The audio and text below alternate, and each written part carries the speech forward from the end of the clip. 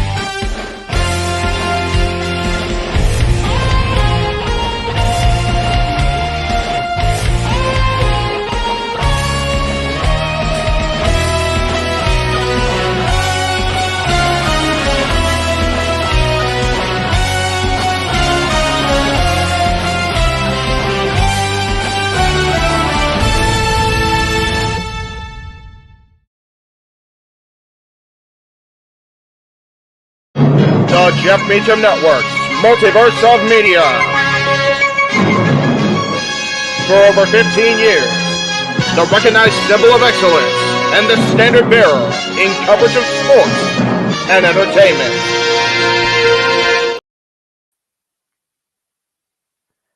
Hello, everybody, and good evening, and welcome to this one-of-a-kind special panel as we look towards the immortal showcase in this world we all know as sports entertainment. I am your moderator, master of ceremonies, and your host for tonight. I am the Superman, and my name is Noah Foster. With me are the ladies of the multiverse. So please welcome Dory Lou, Cece, Datia, and Arlene. It's wonderful to see you all this evening. We will go around and get everyone's initial thoughts before we get into tonight's festivities. And for those that are watching, thank you for tuning in. Please like, subscribe, comment, tell a friend, give it a thumbs up, and support the friend, of course, because that will monetize, if you will. And of course, if you want to draw our attention, super chat. It's as simple as that.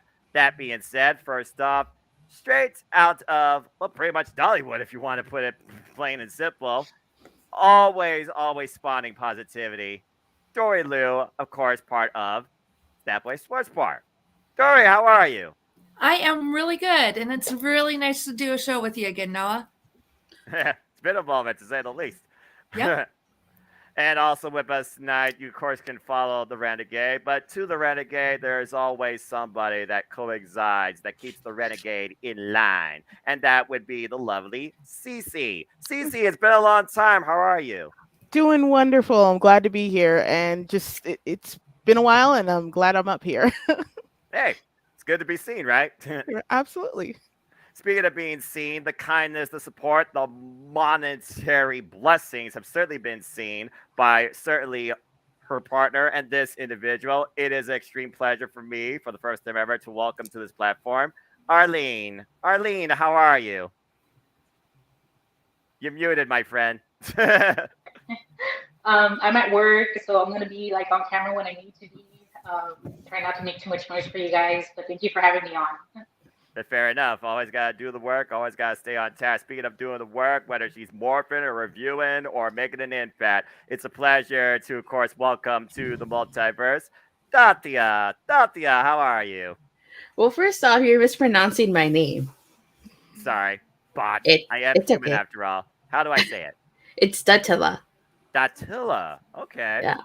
I never do that. So, hey, the more you know, I'm already learning. I already knew I It's was going to okay. learn. Trust me, you're not the first person to mispronounce my name, and you won't be the last. Well, you don't see like a tilde or an accent, phonetics, tomato, tomato, but I learned from my mistakes. And again, I'm literally surrounded by those that are more wiser than me, clearly, as you can see. So, that being said, again, for everybody that's tuning in of any sort of time span. So, with that being said, without further ado, ladies, let's get right into it. So, again, tonight is all about you.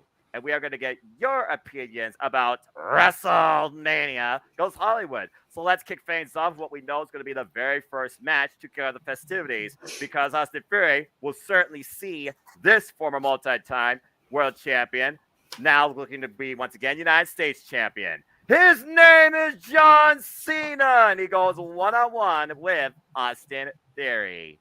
And of course, we know this all spawned with Austin Fury marking the open challenge and calling out the 16-time world champion himself before John Cena basically tirade the man to remind him why he is the master of basic thugonomics. And now he's looking to show Austin Fury that you've already lost.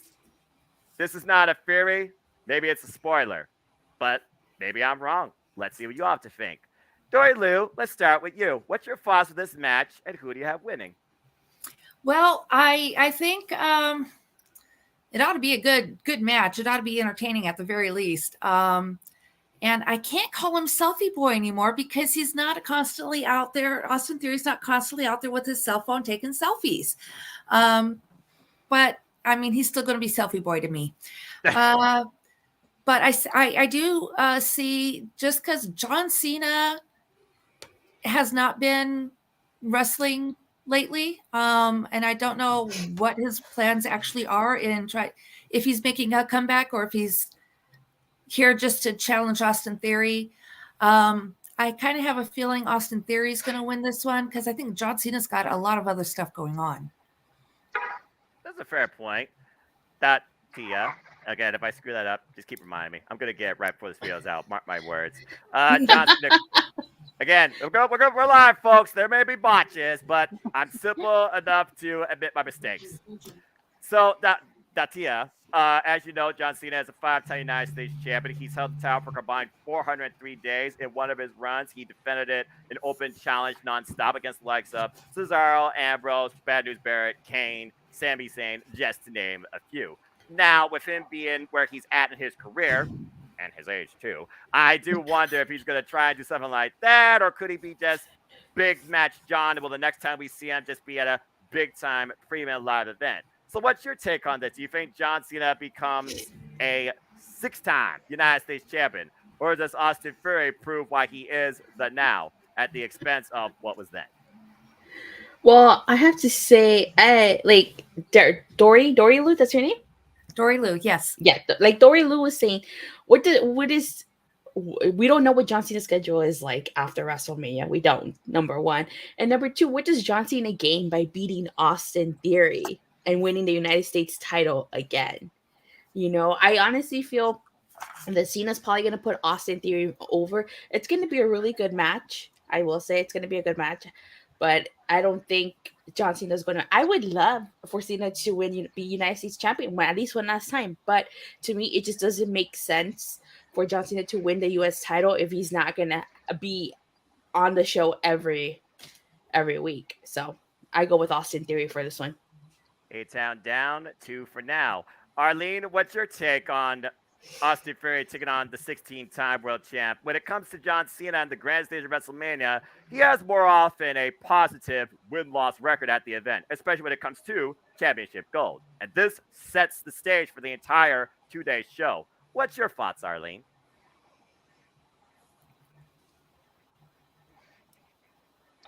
I think Austin Theory is gonna win it. I think I'm gonna have to control my friend, the huge John Cena fan, and she's gonna go. And my brother is not a fan of his, so like we already agreed that he cannot sit next to her as he's booing her. So, but I think it's Austin Theory's time. And if he ends up losing, I don't get it because I know they're trying to build him to be the next upcoming star. And yeah, so I feel like if he doesn't win this, like, where do you go with Osprey after this? Like, I think he really needs to push to be known as like the upcoming superstar, and I think he has a potential. So. All right, so right now we are all investing in A-Town Down. And CC, you know very much about Austin Theory and his potential, courtesy of the Renegade JJ Williams. Please follow him, folks, of course, Cassidy 18 Studios. So I got to ask, do you share the same mindset of not only him, but pretty much the entire panel right now? It seems unanimous. I will say it is unanimous. To be honest with you, it doesn't fit for anybody but Theory to win in this particular case. Cena, if he is making a return, this is a great way to make a return, but it's also a great way to put Austin over. Maybe even create a little bit of rivalry as he's returning. However, yeah, it just doesn't make any sense with this being his first match for him to win. It really doesn't. All right, well, there you go. A-Town Down sets the pace at LA, retaining the title according to the ladies of the multiverse. And it seems that a couple of commenters here, shout out to Dwayne Atkinson. He, well, yes, WrestleMania may not be stupendously marked, but thanks, I guess. Again, I keep it simple. And he also pointed out here, let's see. Oh, that's the Renegade. The way he ripped Phoenix free to Shaz the mic a few weeks ago, he hopes that Cena comes out as the Doctor of Thugonomics, spitting fire on the mic right before the big money fight. And Dwayne says, though if Cena wins, he will tie Ric Flair twice with 6 U.S. title wins and 16 world title wins. Yeah, that's true because technically this is a world title. It's a mid-card title. So he'll still be tied with the all-time great. But again, will he surpass him? That remains to be seen because as far as we know, Cena might be limited, but he's not retired. But good stuff all around so far in our first match as we move on to what's next here across these two-day spectacle. And oh, good Lord almighty. It is the Maverick versus the Architect as Seth freaking Rollins takes on Logan Paul. On Logan Paul's birthday, as has been confirmed, this will be April 1st. So Logan Paul's been mocking Seth freaking Rollins, calling him Seth Who, and he reminded him who he was too, back at the Elimination Chamber. And since then, all it's taken is one lucky shot. Twice. And he's KO'd the maniacal Messiah each Monday night. Will third time be the charm, or will Seth freaking Rollins burn it down and show Logan Paul exactly who he is, and then make him forget about who he is after Kurt stomping his head into oblivion? So, with that being said, let's go ahead and start with you, CC, on this. Again, it's celebrity versus superstar, but Logan Paul is also signed for the long haul. So, what's your take on this match? To be honest with you, I was very, very torn on this one for that very reason. Let's face it, when it comes to WrestleMania, whenever we have the celebrity, they tend to try and put him over. However, since he is signed and since they have been going at it for quite some time now, it could go either way. But I was talking to JJ earlier about this, and as much as I really think that, yeah, they're trying to put him over, they're trying to make a big name for himself, I would want Seth Rollins to win this one. I would want it, but it all depends on whether or not he's being put over. And Logan is actually being pushed further into, the industry and with more on screen time and everything. So, but I'm still gonna go with Seth. All right, fair enough. Arlene, I feel that Seth freaking Rollins in a way is becoming what Triple H was. He's that guy at WrestleMania that you have a great match with, but also he puts you over. And since Logan Paul, despite what I think about him in my Stepway approved rant at Elimination Chamber, Logan Paul has proven he belongs in a WWE ring despite the fact we can't stand his freaking guts. That being said, though, Arlene, where do you think this match goes from here? Does Seth Rollins get his win back from last year, or does Logan Paul once again knock him out? Third time in a row. You're muted. I keep forgetting because I'm like, I don't want to make too much noise for you guys. That's all right. I think Seth Rollins needs to win this, because if he doesn't, like, I feel like his promo, like, said it itself that if he loses, like is he gonna like turn heel, or like is he gonna go away for a while, maybe change his whole gimmick, or what's gonna be the status? And I think it's time for Seth Rollins to finally win one. Like, he hasn't won in a while, and I just feel like, he needs this win. And I think despite whatever happens in this match, they're both going to end up looking good. So I think Logan Paul can take the loss, and Seth Rollins wins.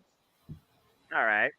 Dacia, if Logan Paul does lose this match, it would be his second loss since he's been signed to WWE. His only loss, of course, is to the Tribal Chief, acknowledge him, back at Crown Jewel. Since then, he's been unstoppable, except for the Royal Rumble, thankfully, when Cody Rhodes eliminated him. And that's really where this all transpired. So, Dacia, do you think Seth Rollins burns it down at Logan Paul's expense on his birthday, or do we have an impulsive moment courtesy of the Maverick? Oh wow! Just like Cece, that's right, Cece. Yes. Yes. Okay. Just like Cece, I feel so torn on this one because, like she said, it depends on what they want to do with Logan Paul, and not to mention Logan Paul's hometown of Los Angeles, right? He's from LA. Right? I believe he's close to home turf. I don't think he's actually from there. Okay. Well, I'm very curious to see the type of reaction he's going to get here. He's been getting booed, so I'm very curious. But I don't think, with Seth Rollins losing last year to Cody Rhodes, that would be what, like 2 years in, or 2 back-to-back losses to Mania? I don't think they want to do that to Seth Rollins. So I'm going to go with Seth. All right. And just a heads up, he was actually born in Westlake, Ohio. Oh, all okay. right. Ohio. Okay. Well, not his hometown, but his adopted hometown. Great. This viral disease is from my freaking home state. Dang it. Joy Lou, you know all about that line. That was absolutely Statboy approved back Elimination Chamber. I save you for last on this. Give me your thoughts on the Architect versus the Maverick. Does Logan Paul need to win here? Seriously? No, I'm right there with you. I am not a fan of Logan Paul, and Lord help me, as much as I have fought, I have just not been a fan of the Monday Night Messiah. I have not been a fan of Seth Rollins, but in this case, I have to go with Seth. He's even with his Monday Night Messiah maniacal personality he's got thing going, I still like him a lot better than Logan Paul. And what would this do for Logan Paul? He's not a wrestler. He is making some progress. He has made changes, but he's not there, or at least he's not there yet. This needs to go to Seth. All right. Good stuff all around here. I see little comments here in the chat. Walter says, I doubt Seth will lose 4 WrestleManias in a row, so I go with Seth. 4 WrestleManias in a row? What? Oh, wow, that is true. The last win he got was WrestleMania 35. Yeesh. Wow. Dwayne said, Seth is winning. I hear Logan Paul's contract is ending soon. Now, where'd you hear that? Was that from No DQ or from some other reporter? State your case or forever be silent. And shout out to Christopher Rods, great friend of No DQ Galaxy. I hope you guys enjoy the show. Remember, Logan Paul's contract is set to expire after Mania. All right. Well, there might be more truth than meets the eye. And truth be told, it's on his birthday. He's an April Fool's baby. So honestly, this match could literally be a clown act. But I digress. All right. Good stuff all around. Let's go ahead and keep moving down this phenomenal card of insanity and professional wrestling with, well, there you go. We have 8 women here in what's going to be called a WrestleMania Showcase Fatal 4-Way Tag Team match. For the women's division, your participants are Liv Morgan and Raquel Rodriguez. Natalia and Shotzi Blackheart, not Natalia and Shotzi Hart, though that would make more sense to the team name. Sonya Deville and Chelsea Green, also known as Team Karen. And Ronda Rousey and Shayna Baszler, two of the four horsewomen of MMA. So this is a cluster bleep, but if nothing else, this will definitely show people, hey, these people work in WWE. Give them a chance and check out what we bring. But let's just address the elephant in the room. Ronda Rousey is in a match, and it's in LA. Now, I don't want to assume anything, but when I think about women, WWE, tag team wrestling, I'm just saying. And this isn't about me. So, with that being said, Arlene, please unmute and give us your thoughts about this four-way and your pick. You kick things off. So I'm gonna go with Ronda Rousey and Shayna Baszler to win. There has been talk that they're gonna be challenging for the tag teams, and you gotta make the tag team championship look strong. So that's why I'm picking them. And besides that, my brother would kill me if I picked Ronda because he's not a big Ronda Rousey fan. And we were there when SummerSlam, and we were the ones booing her. So that's probably why she doesn't like LA as well, because we were one of the few that were booing her. So yeah, Ronda Rousey and Shayna Baszler are my pick. I feel like, Dory, everyone's going to pick Ronda Rousey and Shayna Baszler because, well, it's Ronda Rousey. But I know that Liv Morgan got the push last year. Raquel, she literally had the first chance at Ronda Rousey when she was SmackDown Women's Champion. I feel that the higher-ups are still high on both Liv Morgan and Raquel Rodriguez. To me, they seem like the next optimal pick for this if Ronda and Shayna don't win. But what's your thoughts on this four-way dance? You're muted. Sorry. There. Thanks. There's going to be some really good matches going here with the women. I'm actually kind of excited to see this. I'd really like to see Liv Morgan and Raquel Rodriguez take it, but I don't think the chances are with the way things have been promoted. I'm not a big fan of Shayna Baszler. But I think Ronda and Shayna are probably going to be the ones to take this. All right. Even if just the way things are going, and I mean we've got 3 people debuting, making the WrestleMania debuts here, according to the notes I got from Mike. This is Raquel Rodriguez's debut in WrestleMania, as well as Shotzi and Chelsea Green. That's right. So I really don't see it going to a team with a member that's just making their debut. So I think it's going to be Ronda and Shayna. All right. Again, it just seems like the safe pick. By the way, shout out to Emmanuel. We have a super chat here, and Arlene put her on the spot. I will boo her again in Mania. So yes. There you go. All right.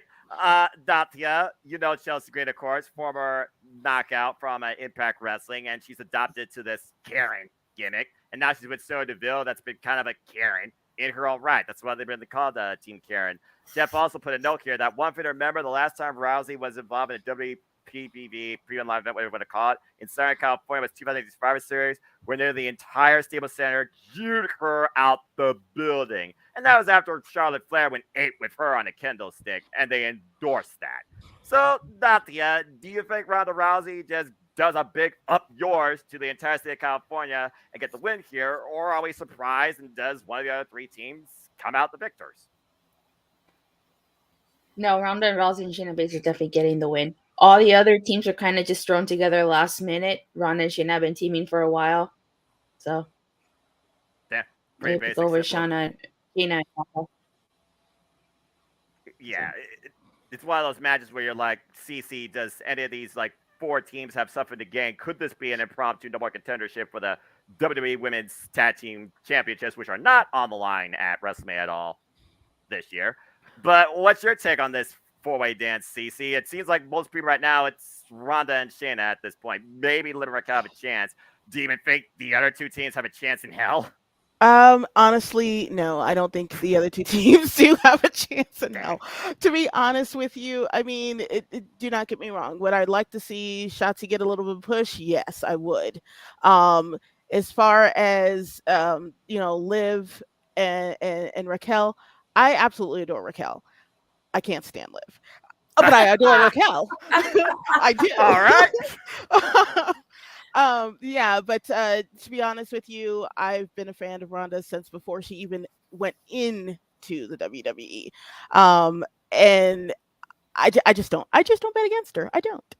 I don't. I absolutely adore her and I don't bet against her. So yes, I do see them taking it.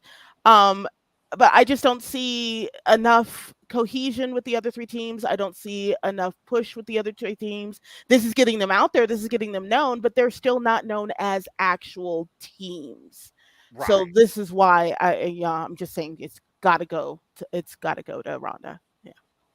And I got a couple comments here. Safety says, and Ronda got that injured arm. Oh, that's true. I did hear at one point, whether or not that's still true, that she may be coming in this with an injury or recovering from an injury. I mean, she's already ostracized the entire booking committee when it comes to the WWE Women's Division, and others have condoned it. So, I mean, again, Ronda playing devil's advocate, playing both sides. You tell me. But yeah, I don't blame y'all for going with Ronda Rousey at WrestleMania in LA. For all the reasons that you stated. All right, let's keep moving on down this line here and see what's next on the tip. Well, all right, let's go from the women to the men. I feel like more people are going to be excited for this one versus the other for a number of reasons. As Braun Strowman and Ricochet go up against the Street Profits, who go up against the Alpha Academy. Thank you! Going up against the Viking Lairs, who will probably be accompanied by Valhalla. If there's one thing I know, no one is going to be sheeshed in this match, but I do wonder if Otis will become Otis during or after this. And again, the Street Profits, they always want the smoke. They get it some way, somehow. When it's the prime, they come out in Lakers colors, and one of them tries to do a Kobe off the top rope. But I still think Montez Ford is on to bigger and better things, regardless. And then you have the makeshift big man, small man dynamic that works with Braun Strowman and Ricochet. To say that this is an extra would be one thing, but this is actually going to be a showcase because of how dynamic all four of these teams are. So that being said, Nathia, let's start with you on this. Who's your pick in this four-way? Where, in my opinion, this four-way match could definitely be impromptu number contendership for the tag team championships. I have to go with the Viking Raiders on this one, just because I feel like the Viking Raiders have so much potential. Unfortunately, because both tag titles are held up by the Usos right now, Right. I feel like the Viking if they split the tag titles, I definitely do think that the Viking Raiders have potential to become champions. And I feel like they've gotten the short end of the stick, but again, that's just because the tag team titles are being held up right now. So my pick, I'd say the Viking Raiders. Interesting. I wasn't even expecting somebody to pick that. So I like that you started off with that. Cece, you've seen the dynamic all four of these teams brought in 8-man tag team match on Raw last night. And according to Kazlady Studios, they want the smoke. But do you, or are you maybe with somebody else here? Are you at the Academy? Do you want a raid? Or do you think that it could go to Braun Strowman and Ricochet? To be honest with you, even with the new introduction of Strowman and Ricochet, all four teams have major potential. They really do. And as you can see, who wants the smoke? Unfortunately, I'm going to have to agree with Althea. At this particular time, when I actually was introduced to the Viking Raiders, I was blown away. They are vicious. They are outstanding. I actually think they have the potential of taking everyone else out. I'm very, very impressed by them, and I think that they really will be the ones to take this showcase at this point. I like that. Dory Lou, it seems like so far everyone believes the Viking Raiders will raid onto victory with the help of Valhalla in their corner. So are you with the raid or are you going against another team here? What's your thoughts? Well, I do have to say I do enjoy the Raiders there. Eric and Ivar, they are a great team. They've put on some great shows. However, this is their WrestleMania debut, and how often do the team making the debuts get that big win at WrestleMania? So with that in mind, I do enjoy Alpha Academy. I think they're going to be kind of like they're more like the comic relief of this four-way tag team match, especially with all the shushing that I still expect we'll get some shushing from Gable. That's just his thing. Braun Strowman and Ricochet, I'm not sure there, but I love watching Angelo Dawkins and Montez Ford. I'm going to go with give me the smoke. Okay, I like this. So we got smoke and we got the raid. It just sounds like a war waiting to happen. Arlene, again, the Viking Raiders, to be fair, they are also former tag team champions from New Japan Pro Wrestling. And of course, they're formerly called War Machine. But the Street Profits, they've been Raw tag team champions before. He sure as hell ain't going to shush me. You're about to say, yeah, you're going to be there. You and 70,000 plus at least. But anyway, Arlene, which team do you coincide with the most? Who do you believe can showcase and steal WrestleMania and get the win here?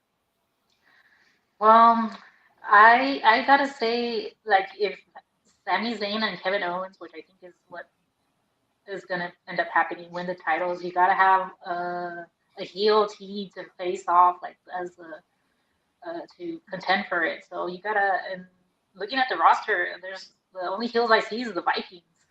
So I mean, I gotta go with the Vikings because of the fact that Roman Strowman and Ricochet are, I believe, are heel. I mean, not heel. Sorry, are face. So yeah, sorry, and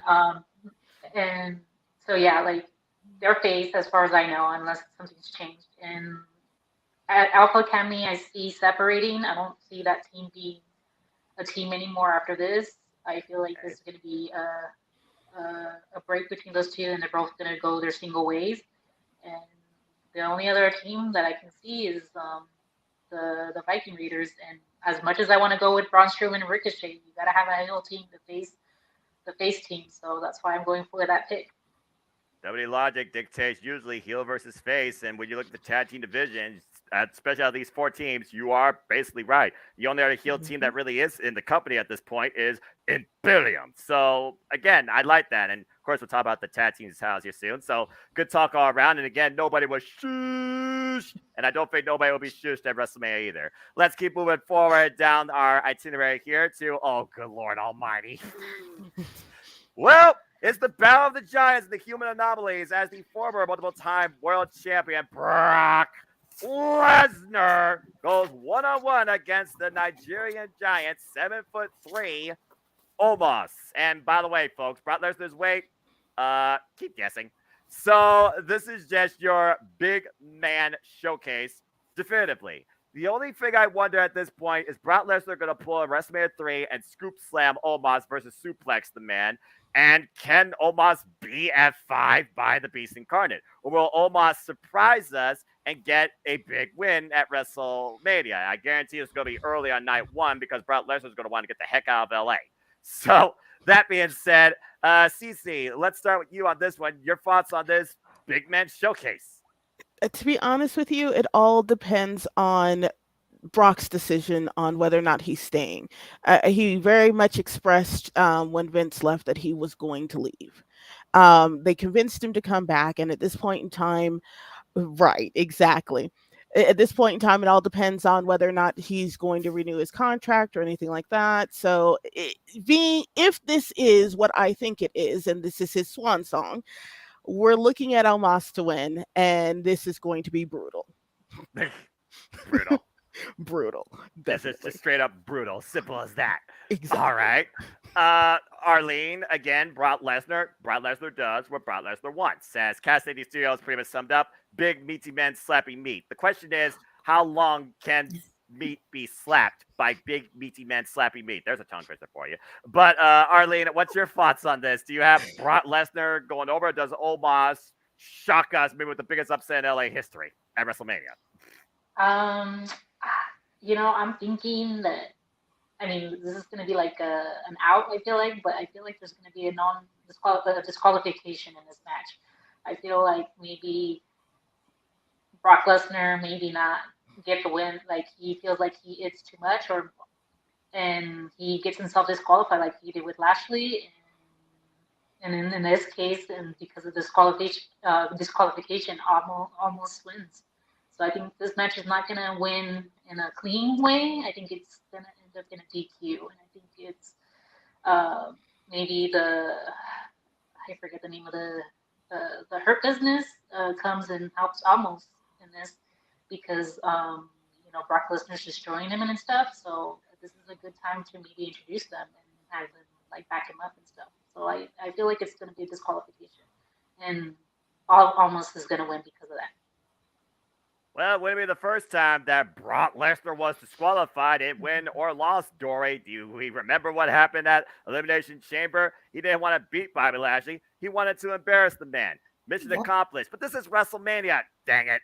And I feel like here you want to go out with a little bit more dignity on both sides of things. But then again, it is Brock Lesnar. He does whatever the heck he wants. So, Dory, what's your take on this? And could the Hurt Business be reunited here? My fantasy booking, I was hoping for a handicap. Shelton Benjamin and Omos versus Brock Lesnar based on just amateur history straight out of OVW. But, Shelton Benjamin stuck in the drain. That being said, Dory, your thoughts on this match? I'm kind of leaning over here with Cece because what is Brock's intentions after WrestleMania? Now I'm looking at, I've got their win-loss records here and as singles, and Brock definitely, well, he's 5-6 and Omos has his 1-1. Omos actually beat Bobby Lashley, but I don't see Brock ever actually having a match with Bobby. So, or at least not that Mikey noted here. It really is going to depend on what is Brock's intentions after WrestleMania. If he was going to leave when Vince left, but then they talked him into staying, Vince is back. What's in it for Brock? Omos is still out there trying to get more notice, trying to make a name for himself. I would like to see Omos with the win, but I'm also kind of there with Arlene. I would not be at all surprised if the Hurt Lock comes in. And I know I said that wrong. I would not be. Thank you. You're all right.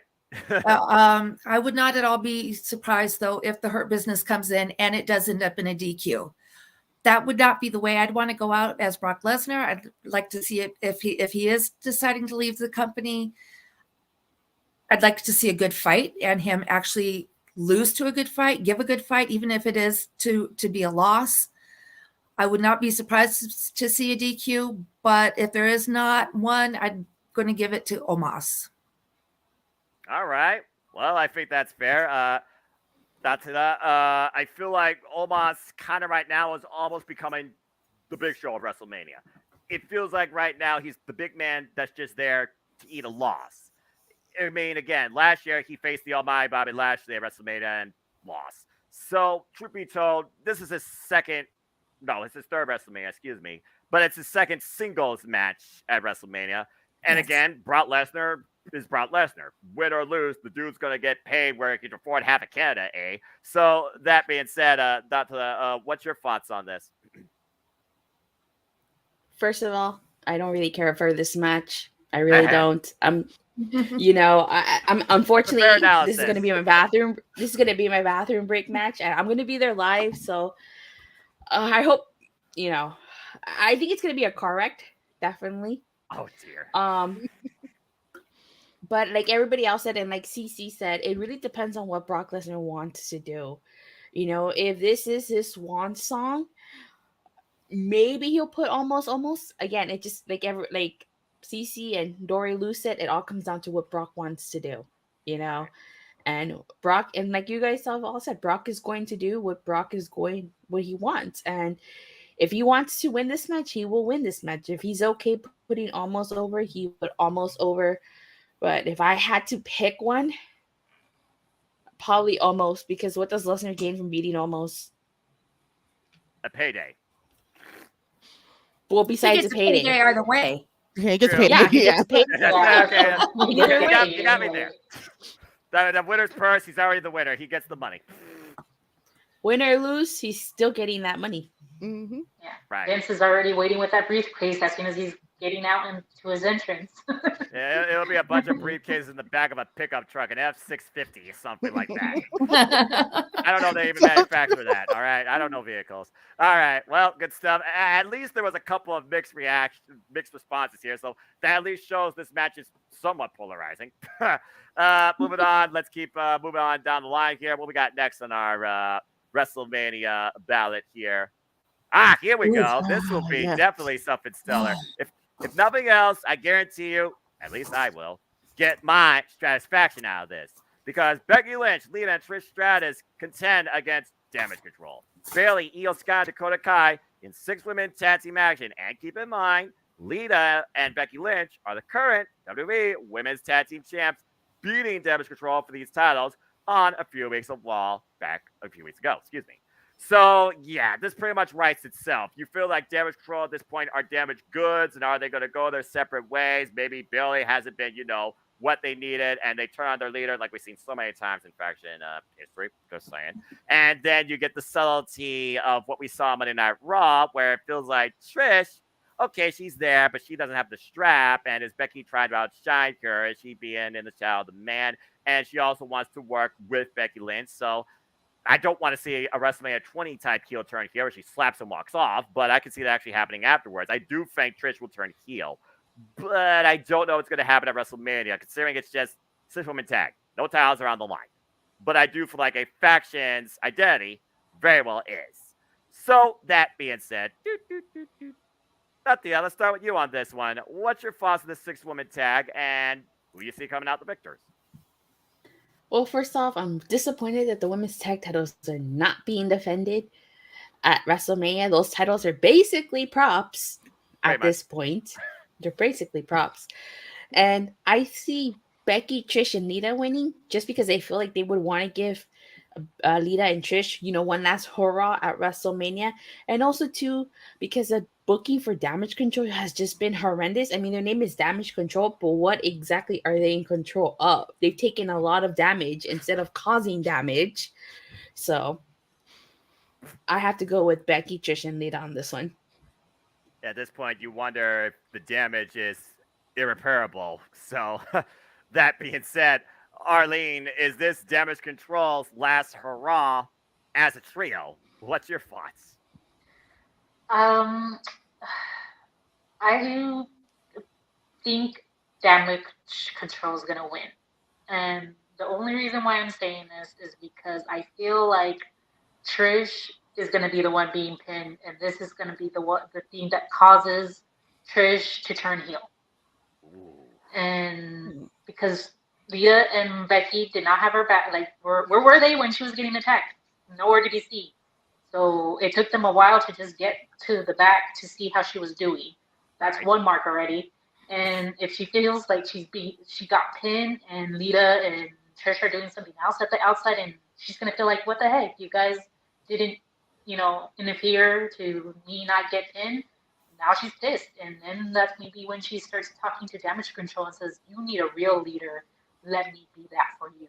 And then Damage Control turns on Bayley, and then essentially Trish and Bayley might face off to see who is really in charge of Damage Control or something like that. But maybe I'm thinking too much into it. I mean, it's definitely creative. It sounds more creative than what they try to do with the Nexus 2 or 3 times over. That being said, CC, again, is Trish Stratus just turning heel here? Could we get maybe not Trish versus Becky, but Trish versus Bayley? Because, again, it was Trish that basically was the extra factor that allowed Becky and Lita to become women's tag team champs. That still surprises me. Chris even has a thought here that he believes a gut feeling they're going to drag this out, wait until summer till Trish turns heel and set up the match with Becky at SummerSlam. I mean, if I can see Trish Stratus versus Becky Lynch at SummerSlam like I saw Trish Stratus versus Charlotte Flair at SummerSlam, I'm just saying I'm not going to complain. That being said, in 2019, Toronto was awesome, all right? Detroit's going to be even better. I'm calling it now. But that being said, we got to get through this first. So, Cece, what's your take on this 6-woman tag? So originally I did agree with Arlene and Damage Control taking this, but then something was brought to my attention about Lita never winning at WrestleMania before. And being that she's a Hall of Famer and she hasn't, I'm gonna have to go with Trish, Becky, and Lita on this one, only because that would be just a great accomplishment for her. She's been there 3 times. She's been there assisting people or walking people to the ring. Yeah. She's only been in the ring a couple of times and she's never won. So when that was brought to my attention, I was like, I may have to change my mind on that one. I see that happening. I see this whole storyline dragging out for a while. I don't think Trish is going to turn heel right away. I think that they're going to give Lita something she didn't have before she was a Hall of Famer. I feel that'd be a respectable note for her, since Lita was the one that literally brought the women's championship in the first place at WrestleMania 32. And I thought she had her biggest singles moment, maybe her last chance with the gold, back at what was it, Crown Jewel, I think it was, in Saudi Arabia against Becky Lynch last year. Oh no, it was Chamber, I think. I can't remember. They all run together anymore. They're all in Saudi Arabia. So I mean, to give it to Lita and to Trish, it almost sounds like just the right thing considering their pedigree to WWE. Dory Lou, what's your thoughts on this? And Jeff just said, in fairness, I'm seeing Trish live in either 5 or 6 days, which didn't factor into my brain because your director is in desperate need of sleep. The brain is slowly wearing away. You got this. You got this. You got this, Dory. Jeff. And yes, we There all you know go, our director runs a very hectic schedule and is desperate in need of sleep. But you'll get there, Jeff. You'll get there. Yeah. Oh yes. Anyway, Dory, on you. Yes. And answer to JH95 FTW directions. I know I'm having a good time. So am I. I'm having a good time. Despite I'm also having a good time. Despite the fact that I'm at work, I'm having a good time. There you go. Yeah. All right, Dory, give us your thoughts on the 6 women's tag. Damage control is just, they're out of control. They don't work well as a team. Because Bailey is so, I'm in charge. I'm large and in charge. They're not a team. She's the leader and they're the followers. I know they've been working together as a alleged team longer than Becky, Trish, and Lita, but I'm going to give this to Becky, Trish, and Lita. For a role model to be, inspiring. Bailey's been anything but that, considering she's had 3 chances at the Raw Women's Championship and got butt kissed, while at least Io Kai and Dakota Kai have been women's tag champs twice since this group's inception. Who's more successful here? I'm just saying. Despite the fact they have no control. But they don't. So definitely, and now that Becky is back to being the man, I'm liking the character. I'm liking her character again.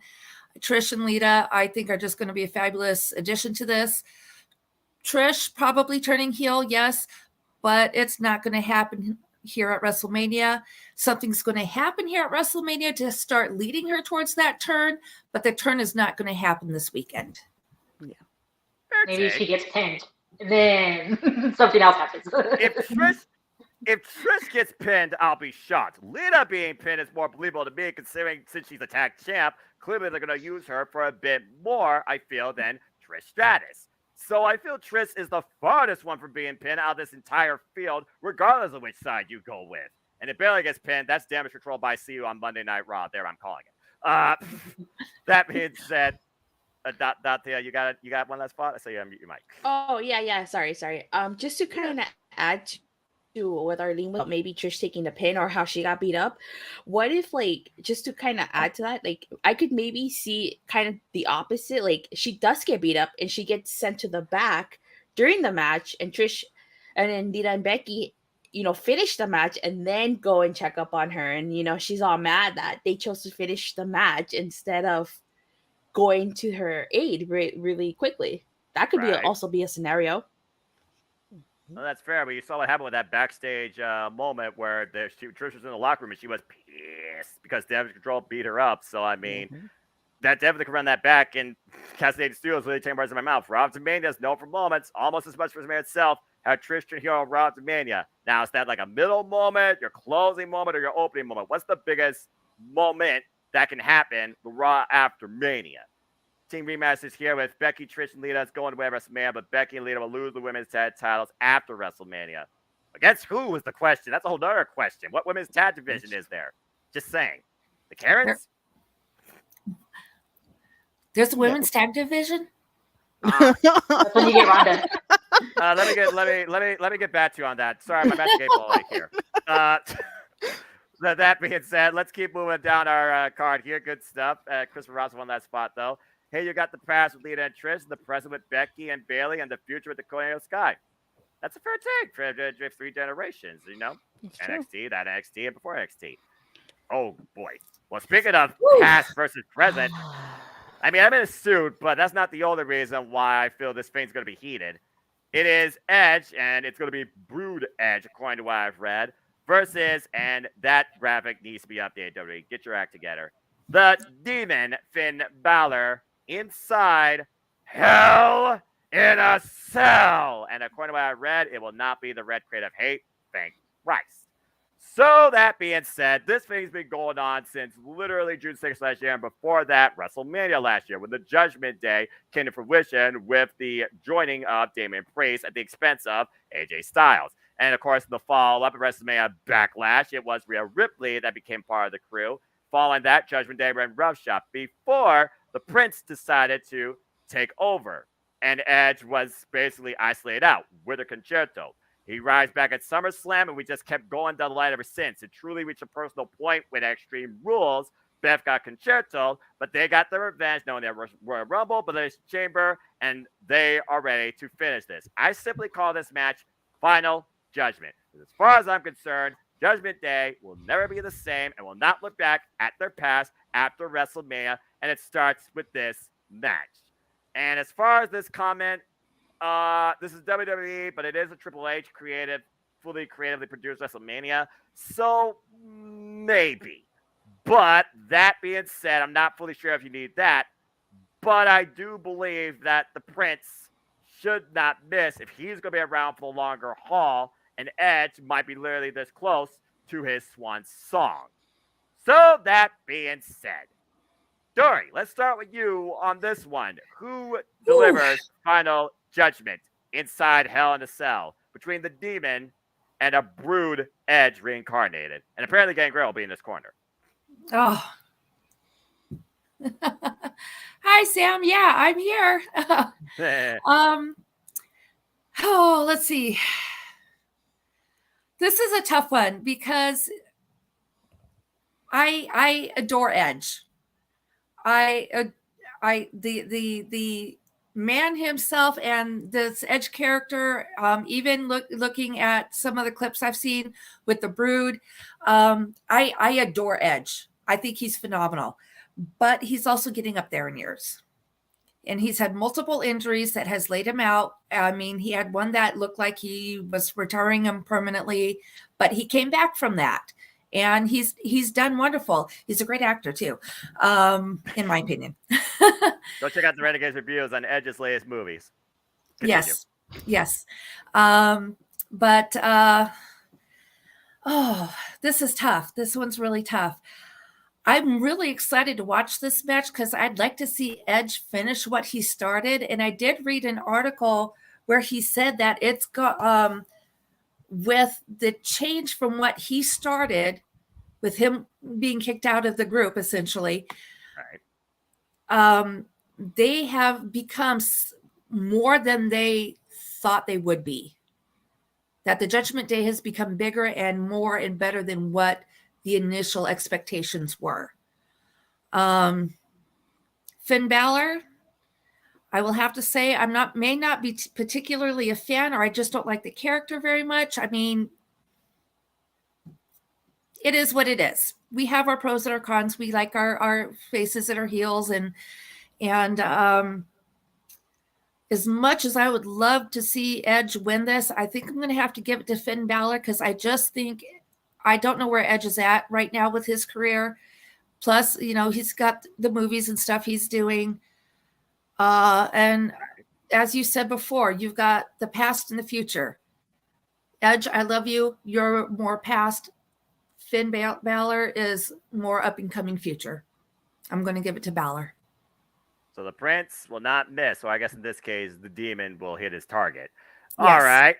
Well, Cece, according to the last thing I remember about the demon, he failed to climb the top of a turnbuckle and perch up like a gargoyle when it exploded underneath him against the tribal chief.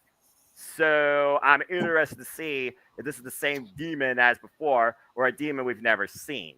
That being said, do you think Edge delivers final judgment, or will Finn Balor send Edge to Dante's Inferno? This one was a tough one for me to call, especially considering we don't know what's going on with the Judgment Day as far as the future is concerned. It all depends to me on the entire storyline for the Judgment, how much Exactly. longer they're going to, pull this out, and considering that there are several cogs in the wheel at this point in time. I actually want so badly to give this to Edge. I do. Let's face it. Absolutely adore. Been a fan of his for many, many, many, many years. So glad to see him back. But the entire decision really does rest on what they're going to do with the Judgment Day and the other matches. How is this going to play out? Are they going to continue that back and forth between them just a little bit longer, so that maybe Edge goes out with a huge bang? Now, don't get me wrong, Hell in a Cell would be a huge bang to go out on. And if this Really? is, I mean, think about this. At least for a while, even if he decides to come back in a few months, it'd be something to give him some. It'd be an excuse to give him some time. Right. In the meantime, as much as I love Edge and I want to go with them, I'm gonna have to agree with Dory. I think this is gonna go to Balor. I think this really is. Two for the Prince. All right. Well, Arlene, Edge is known as the ultimate opportunist. He also is no stranger to Hell in a Cell. He's won rivalries in it. He's also lost rivalries in it. Undertaker nearly planned him to hell at one point, if we all remember that match. But the last time he was involved in Hell in a Cell was, I believe, against Seth freaking Rollins, and he finished off that feud in victory. So does Edge repeat it, or again, so far, does the Prince not miss? What's your thoughts, Arlene? I'm so far agreeing with what the girls are saying so far, Dory Lou and Cece. I think Finn Balor is gonna win this. As much as that hurts my brother, please don't hurt me when I get home. But as much as he loves Edge, I love Edge. Like the girls said, I think he's after this match, he's gonna be gone for a while. And you know, if Finn Balor doesn't win, like where do you go with him from this? You know, I think it's time for Edge to pass the torch on to Finn Balor, and hopefully this kind of gets him to be in contender for the championship, maybe IC title, essentially, and yeah, like make that group even more stronger with this win, and have Edge, you know, basically pass the torch on to him. So I'm going for Finn Balor. As much as I hate to say it, please don't kill me, my brother. I'll secretly be rooting for Edge, but yeah. Your prediction is now forever known. Yeah. All right, so this should be interesting. Datala, looks like so far everybody is with the Prince. So again, does the Prince not miss? Is this like a just swan song? I saw the comments, of course, talking about how he may want to retire this year in his hometown, Toronto, and I believe there is a show coming up there as well. And again, SummerSlam, folks, it's not in Toronto. Botch. It's in Detroit, Michigan at the Ford Field. And I very well might be going to that. But that's a whole different story. That being said, Datia, again, we've seen how long this campaign has gone. We've seen how far Judgment Day has become. Is this a way to restore Finn Balor maybe to World Championship contention, being a former Universal Champion in his own right? What's your take? Oh, wow. I have gone back and forth on this all day, you know. And, well, I question what's going to happen to Judgment Day. And the reason why is because you guys, you know, remember, Rhea Ripley is probably going to win the SmackDown Women's title off of Charlotte. So I asked myself, does that mean the Judgment Day will go to SmackDown? Will Rhea be able to stay on Raw with the SmackDown Women's title? So I'm putting that into my decision. And that's why I think Edge is going to win, because Edge wants to just finish what he started. And again, with Rhea most likely winning the SmackDown Women's title, where is Judgment Day gonna fit in all of this? Are they quietly gonna break up off screen, or are they all just gonna go over to SmackDown? Which Brand I'm split. assuming Edge is gonna stay on Raw. So Wow. It's been mainstay of Raw for as long as I can remember. Brand split LOL though. Hello. All right. So at this point though, it just seems like Finn Balor kind of needs this if he's going to be relevant for the future. The then versus the now that will be around, maybe not forever, but at least longer than August and September. All right. Let's see here. Kaza with a thought. Edge made his first Mania appearance descending from the Raptors during Takeover's Boss Man Hell in a Cell. Could his final Mania be inside Hell in a Cell? Well, wouldn't that be poetic or symbolistic to put it into terminology? Well, again, only time will tell. Final Judgment awaits. Seriously, what they do marketing and tagging all the time. Why didn't they call this Final Judgment? That being said, Matt, good to see you.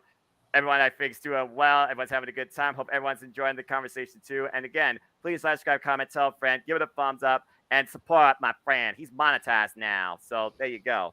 That being said, let's keep going down the line. There's still a whole lot more to talk about. You brought up suddenly another match that I know we will talk about here soon. So, Arlene, you have a thought. Go ahead.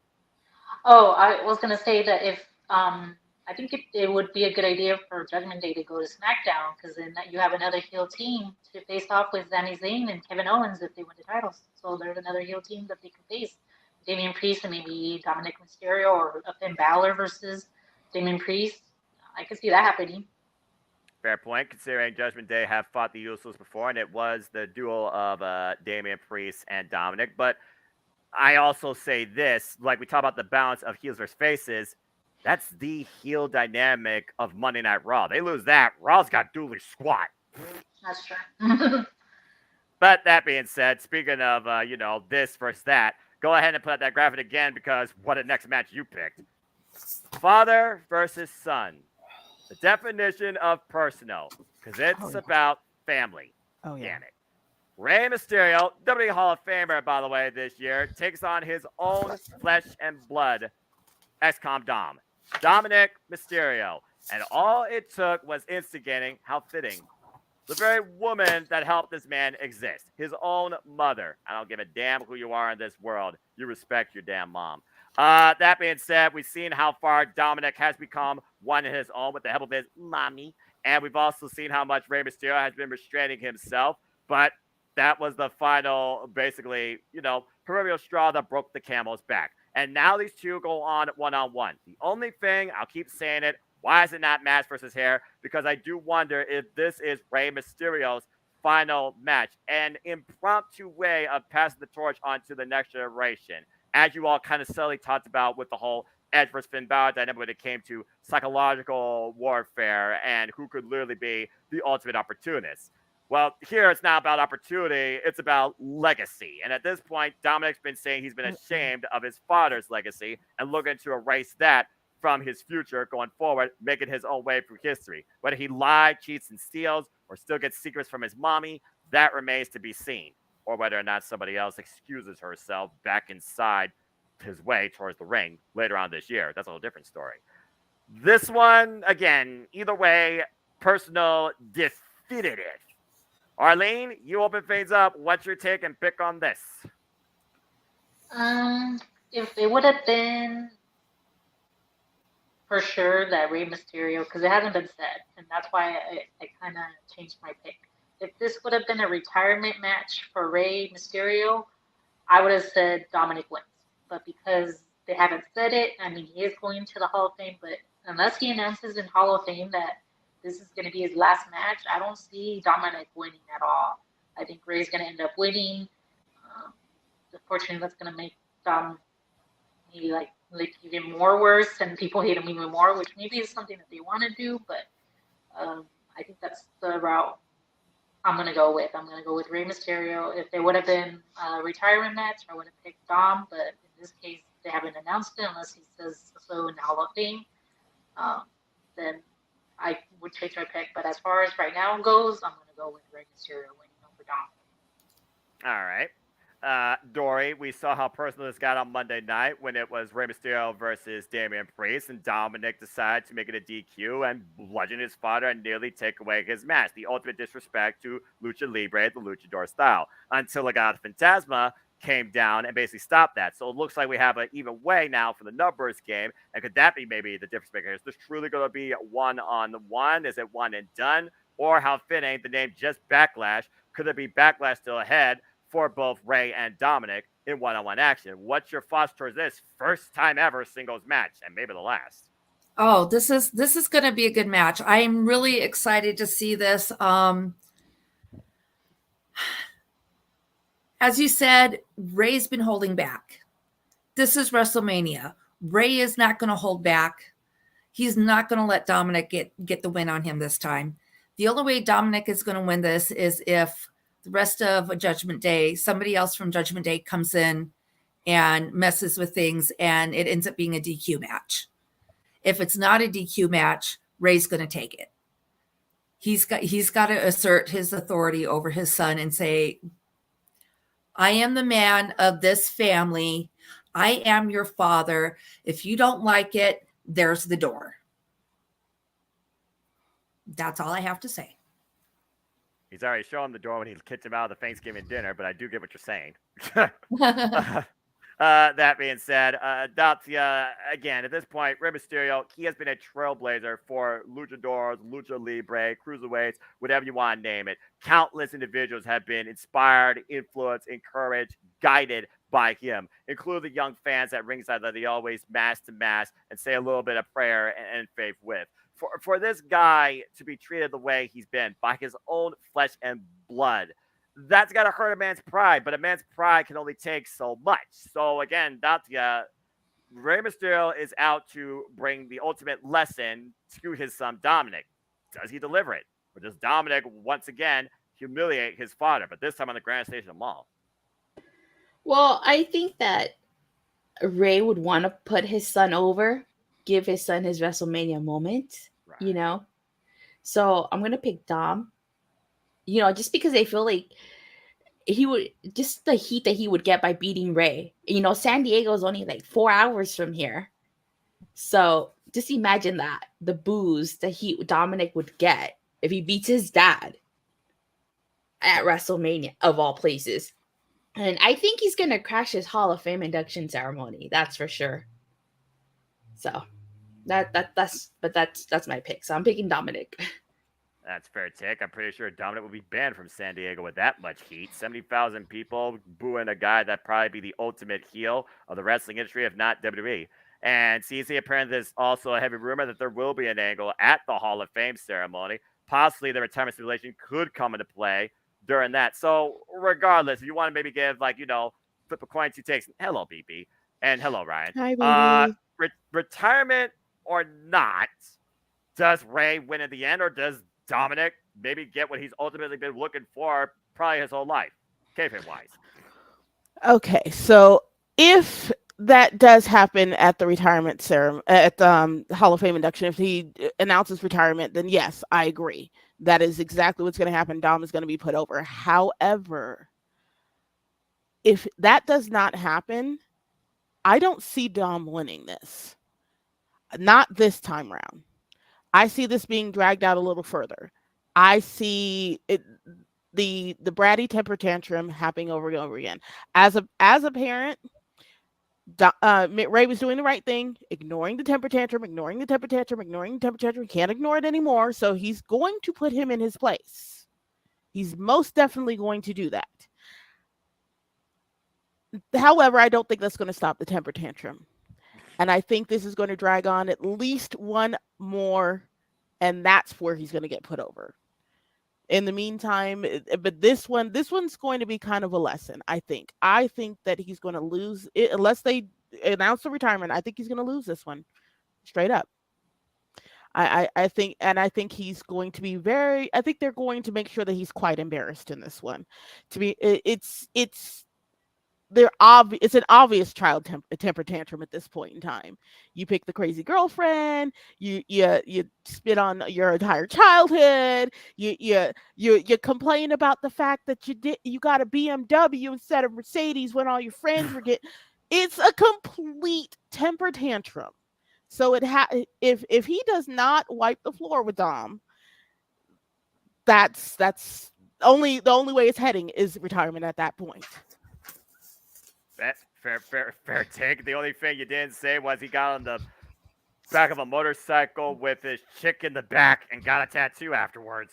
Good grief. He does have a tattoo, the teardrop tattoo. That's right. He did get that one. The whole prison tattoo teardrop thing. Yeah. Oh, No. for the love of Pete. Right. All right, Conan apparently is imitating. All I know is if he actually pulls up the Hall of Fame angle and Conan is there, he might have a bigger issue than Rey Mysterio. I'm just saying. So true. All right. Well, either way, this is certainly going to be a personal lesson for one individual, to say the least. All right.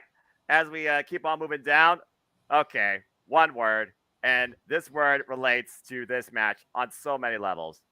Banger! As the Intercontinental Championship is on the line in triple threat action as Deling General, you all might remember as Walter, WWE has named him Gunther. He defends the gold against Drew McIntyre and Sheamus, the Celtic Warrior, and might I add, Sheamus, this is the one title in his illustrious career he has never won. He had his chance at it at Clash of the Castle against Deling General in a match of the year candidate and fell short.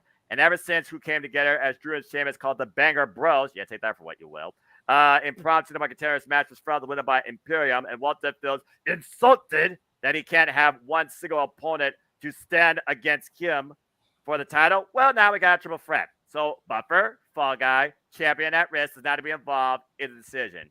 And Walter has been Intercontinental Champion now for 292 days. Keep in mind, he also is a former NXT UK champion that held the title for near 900 days. And this will be his 8th defense of the title. When it comes to the Intercontinental Championship, it's the workhorse title. You build that up, you have a long reign, you propel yourself to World Championship contention. And based on what we saw at Royal Rumble, that might be more of a fruition sooner than we think. But I digress. That being said, CC, do you think Sheamus finally completes the Grand Slam? Or once again does the Ling General so why the mat is sacred? So this one was probably the most difficult one. I still have not quite made up my mind on this one. Do I think Walter's going to lose the belt? I think so. I honestly do think so. Where it's going after that, I'm not sure. And the reason being is because you have Clash of the Castle was a ripoff for both parties. So yes, Sheamus has not had the belt before. However, Drew lost at his home. At this point in time, you're like, who are they going to give that opportunity to? I really cannot make up my mind on which way it's going. Now, if I go personal on who my favorite is, then I'm going Drew all the way. The brave so if I'm going to make that choice, I'll make it personal. However, I honestly don't see where the belt is going at this point. It could go either way. They both have a good contention for it. It's a fair point. Drew McIntyre, of course, former Canelo champion. Last year, both Drew McIntyre and Sheamus won their matches respectfully. Sheamus and his Brawling Brutes won, and Drew McIntyre beat bum-ass Corbin. So there you go. And this will be the Ling General's first WrestleMania as well. So that's a whole nother thing to keep in perspective too. Arlene, what's your take on the Intercontinental Championship? Does Sheamus complete the Grand Slam? Does Drew McIntyre maybe get the win at the expense of his banger friend? Or does Walter take two people out at once to continue to be the longest reigning, possibly, Intercontinental Champion of all time? As much as I want Drew McIntyre or Sheamus to win, I think Gunther's going to win. And the reason why I say that is because there's going to be another match where I feel like where I'm going to say that person's going to retain. And I feel like you can't have too many title changes in both nights. So I feel like depending whatever night they're going on. I feel like Gunther's going to be the one to retain in this match as much as I want, and he continues the streak. And as much as, like I said, as I want Drew McIntyre or Sheamus to win it, I think they're going to give it to Gunther. And yeah, unfortunately, that's where I'm heading. We got retirement, we got change. Interesting. Okay, Tia, you know that in triple threats there are no disqualification, and we also know that Sheamus and McIntyre have buddies in the Brawling Brutes, and Gunther has Imperium. Despite, Gunther's pride, I could see this becoming a Donnybrook in a hurry. So, what's your thoughts on this triple threat dance? Well, I think it's a triple threat for a reason. I think that this is a triple threat because if Sheamus is to win, I don't think he would win by pinning Gunther. Because why make it a triple threat if you're gonna have Sheamus Sheamus pin Gunther? So I guess depending on what they want to do they want Gunther just to continue the streak, or does Sheamus win? I think that I'm gonna go ahead and pick Sheamus, but I'm also gonna say he'll win, but he's not gonna win by pinning Gunther, which then you can continue their feud, since technically Sheamus never pinned Gunther to win that title. Fair. And there's Backlash. Boom. I mean, Backlash is usually the showcase of WrestleMania rematches, but without the WrestleMania moniker, maybe it won't be. In order I forgot to say, you also want to give Sheamus his WrestleMania moment. That's true. Yeah, that's true. I mean, his last big WrestleMania moment was winning the United States Championship against Matt Riddle, at WrestleMania 37.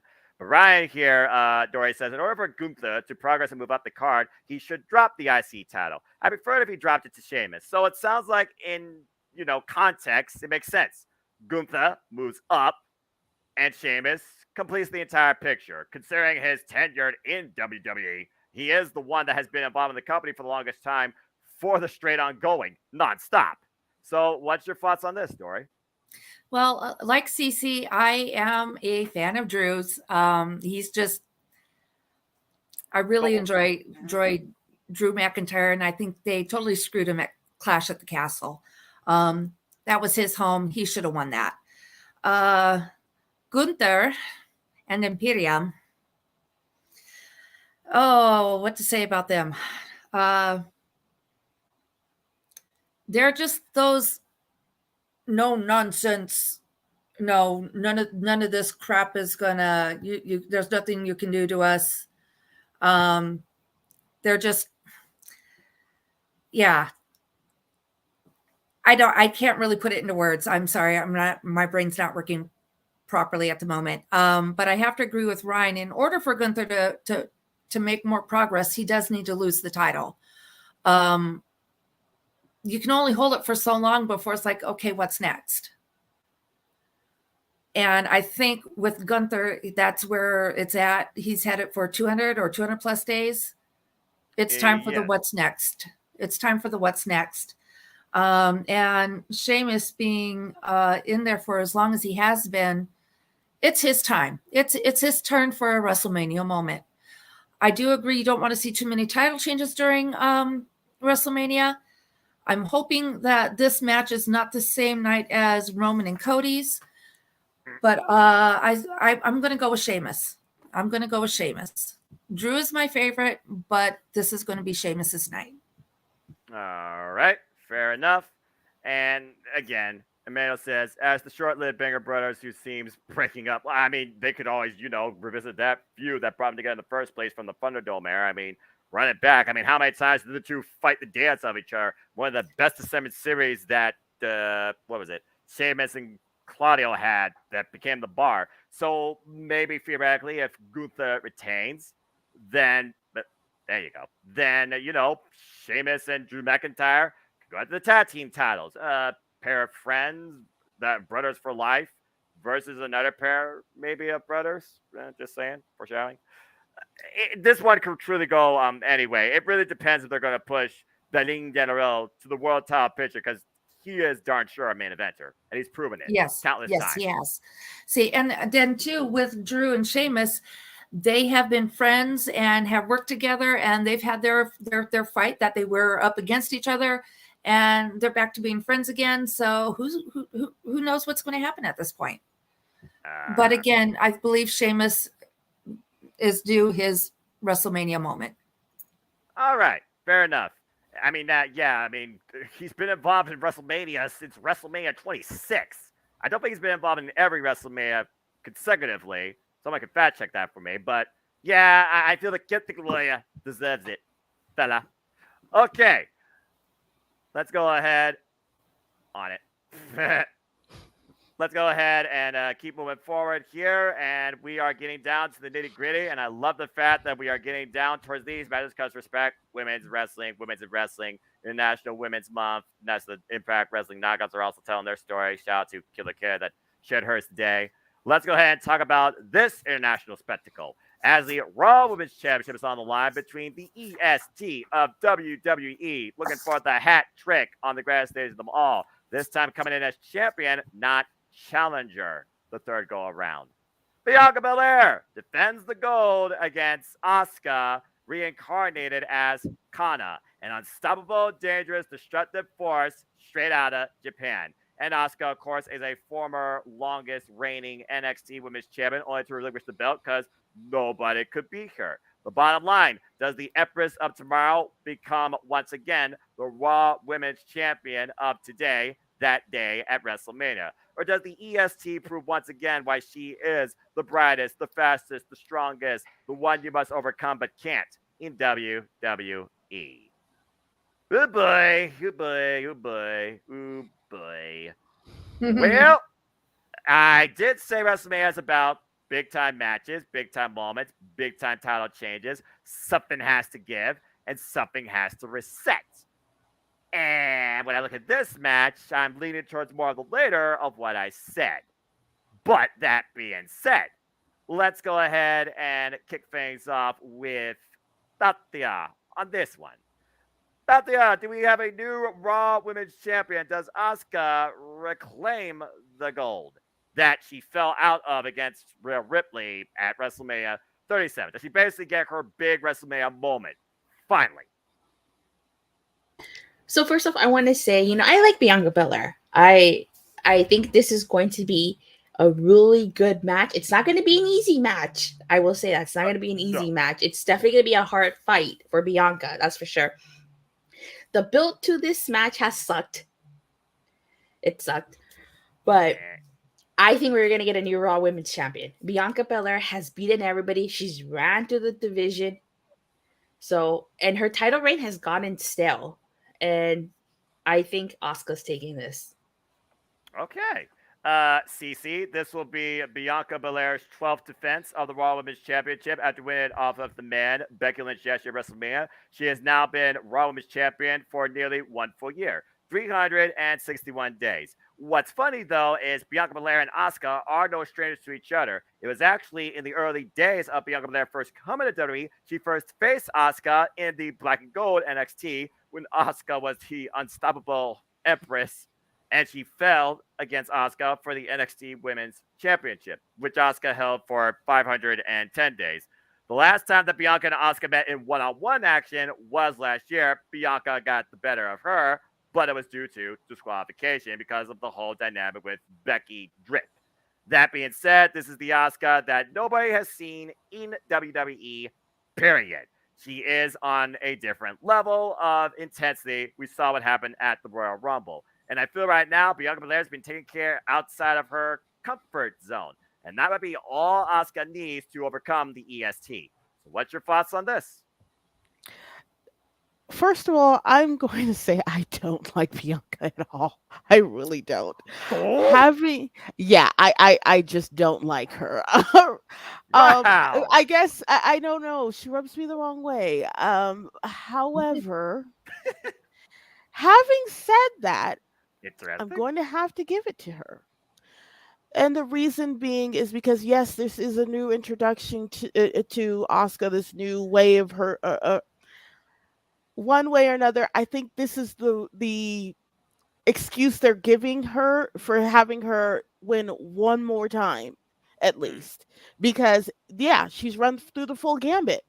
However, this is, again, a new opponent. I think it's kind of one of those there smoke and mirrors. Don't pay attention to the guy behind the curtain thing. Yeah, That nonsense. exactly. So I think she is going to retain. I think she's going to have a difficult time doing it, but I think she's going to retain one last time so that they can give that whole, oh, she held it for an entire year. Exactly. After that, sky's the limit. Anybody could take this. Anybody that they've pushed far enough, they can create a whole new cycle of things, and that person's gonna bump and take the belt. I get that, but WrestleMania, no, I think she's going to retain it. They've got to get. She's too much of a figure, for little girls to be. Oh my gosh, she's so perfect. No, she's gonna take it. She's just gonna retain that image of her for at least one more day after WrestleMania, but the Raw made a whole different story. Whole different story. Here's what Paige did to AJ Lee. Okay, I get you. Thanks for that stat check, by the way. Sheamus has been at every WrestleMania since 2010, except for the pandemic WrestleMania contested at WPC in 2020. Okay, and also he believes that you confirmed that Sasha Banks return, and Butch and Pete Dunne turning on the Braun Brutes and aligning with Imperium.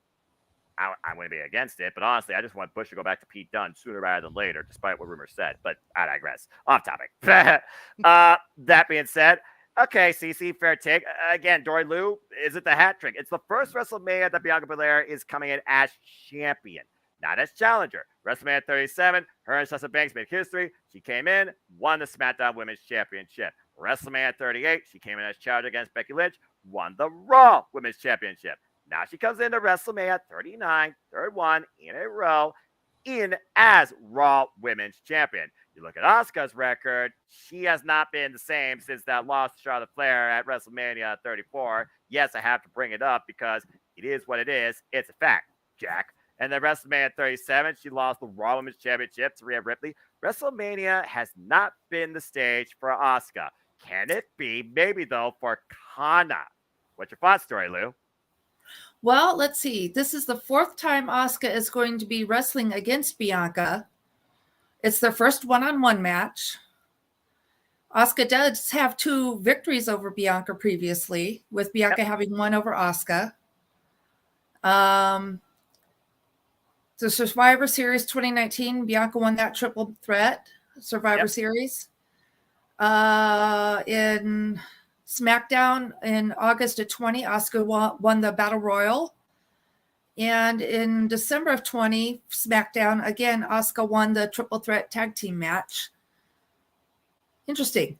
I love having Stat Boy as a roommate sometimes. I get good stats from him when he can't be here. It also shows how dynamic Asuka is. But again, when it comes to when it matters the most, singles and gold, different story. Yeah. So I am a fan of Bianca. I mean, she's from Knoxville, which is like 30 minutes away from me, depending on who's driving. So she's technically the hometown girl, right? And since it's my new home, this is my hometown girl. And fair enough. That's fair enough. But I think they're both phenomenal wrestlers. I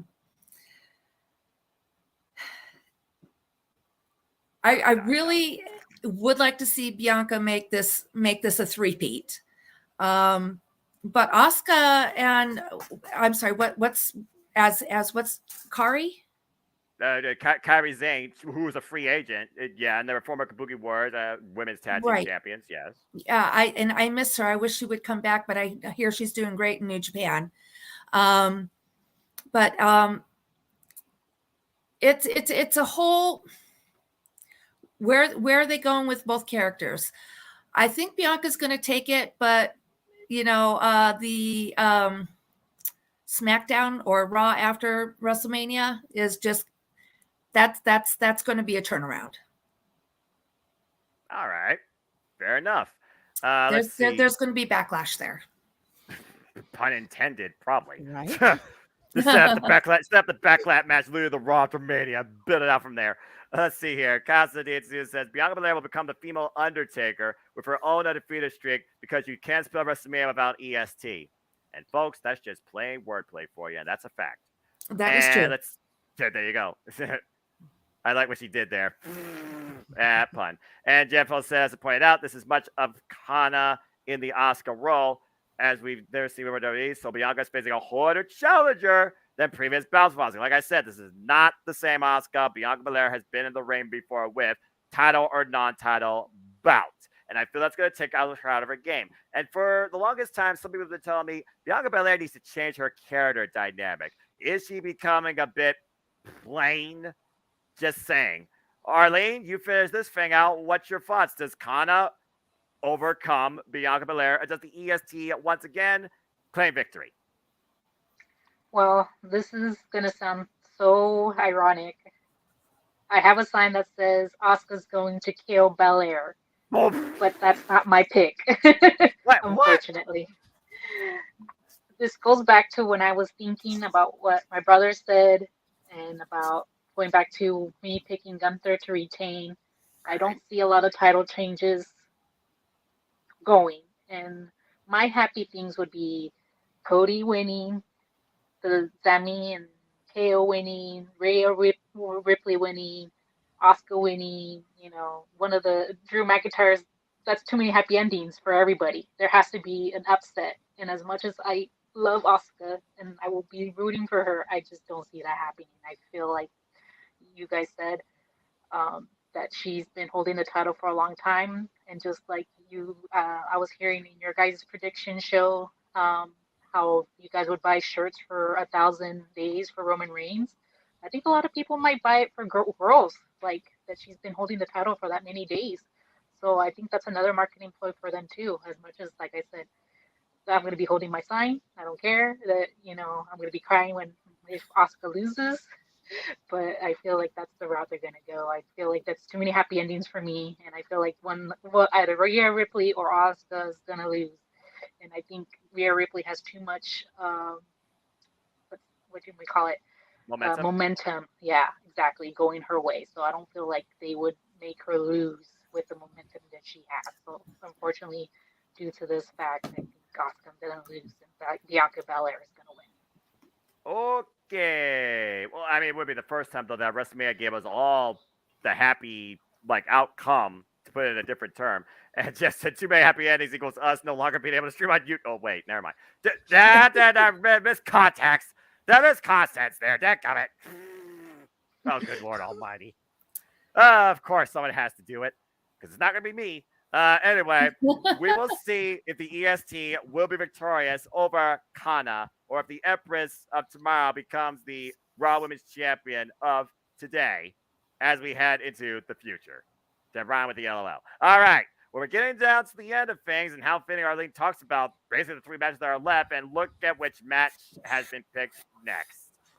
Y'all ready for this? A battle of brothers. Brothers born by blood versus brothers in wrestling for life. The Usos defend the undisputed WWE Tag Team Championships against Sami Zayn and Kevin Owens. The Usos have held these sets of titles now for 619 days. They are 3-time Raw Tag Team Champions and 5-time SmackDown Tag Team Champions, unifying the titles back on May 20th last year against RK Bro. And this is their 22nd defense since they've been tag team champions of any sort in this incredible reign. I'll say it once, I'll say it again. WrestleMania is the culmination of the Bloodline saga, and it will never be the same again. Is this the first pillar that falls? 619 as champions since my bitch found one becoming an undisputed champion 331 days ago. That's correct. Yep. Thank you for that split statistic there, Jeff.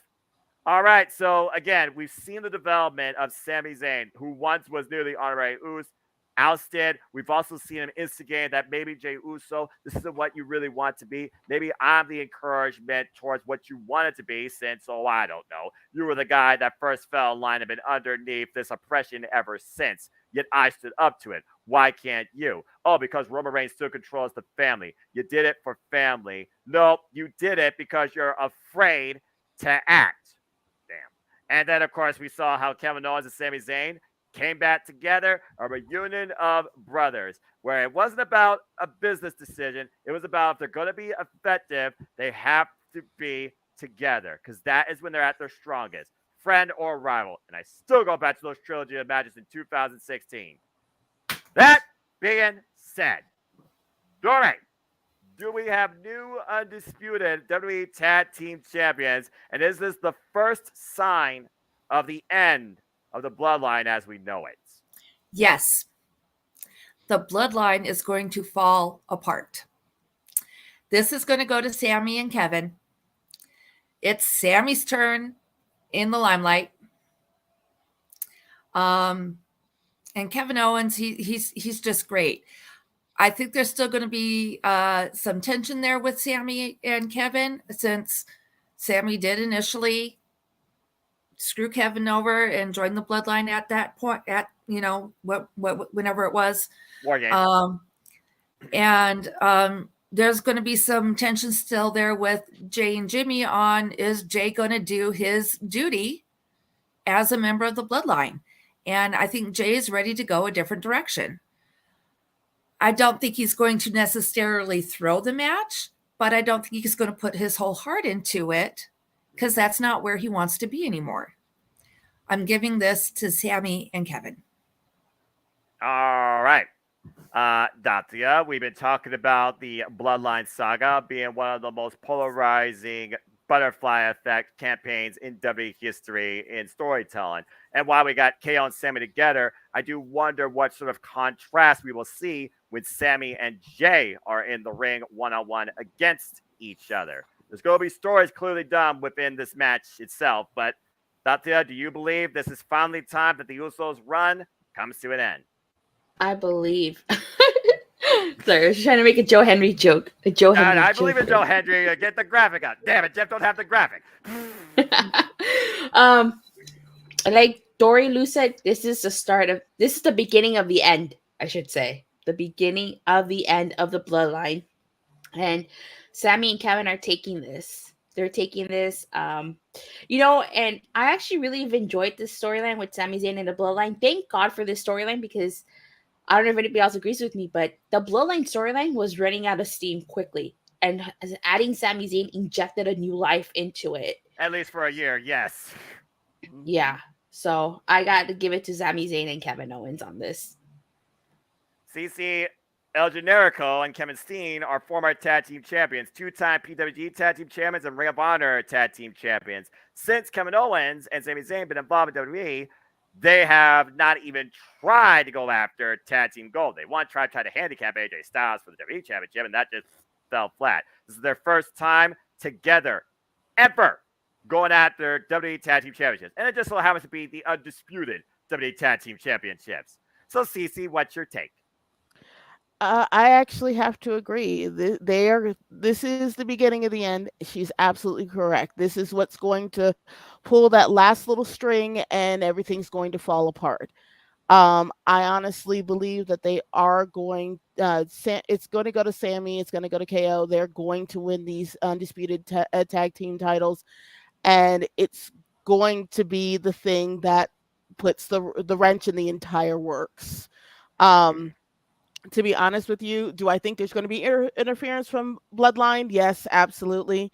The entire story has been absolutely enjoyable. It really has, but it is coming to an end. It really is.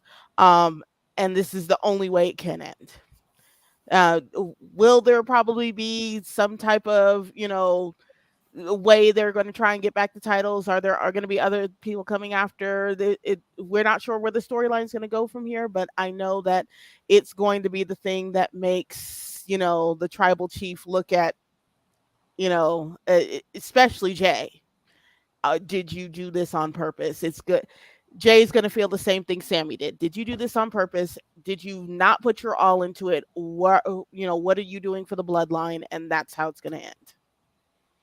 All right, then. Arlene, you're literally basically... Oh. Sorry. Just to add to your point, CC, if Roman's going to pin this on Jay, I think Jay is going to be the one to take the pin. Yeah, just Jimmy's just there. And you wonder, Jimmy maybe question his brother, like, where does Jimmy stand in all this? You just the obedient soldier? Are you more, I would feel like aligned with the tribal chief? Are you truly more aligned with your brother, or is it just, self-perseverance at this point? And Casa, positively Page versus Johan is great. How dare you? We're gonna have a talk later about this. Somebody Anyway, doesn't believe in 252 pounds of pure motivation. no, he doesn't. He doesn't believe in Joe Hendry. Blasphemy! Absolute blasphemy! But I digress. Anyway, You see what I have to put up with?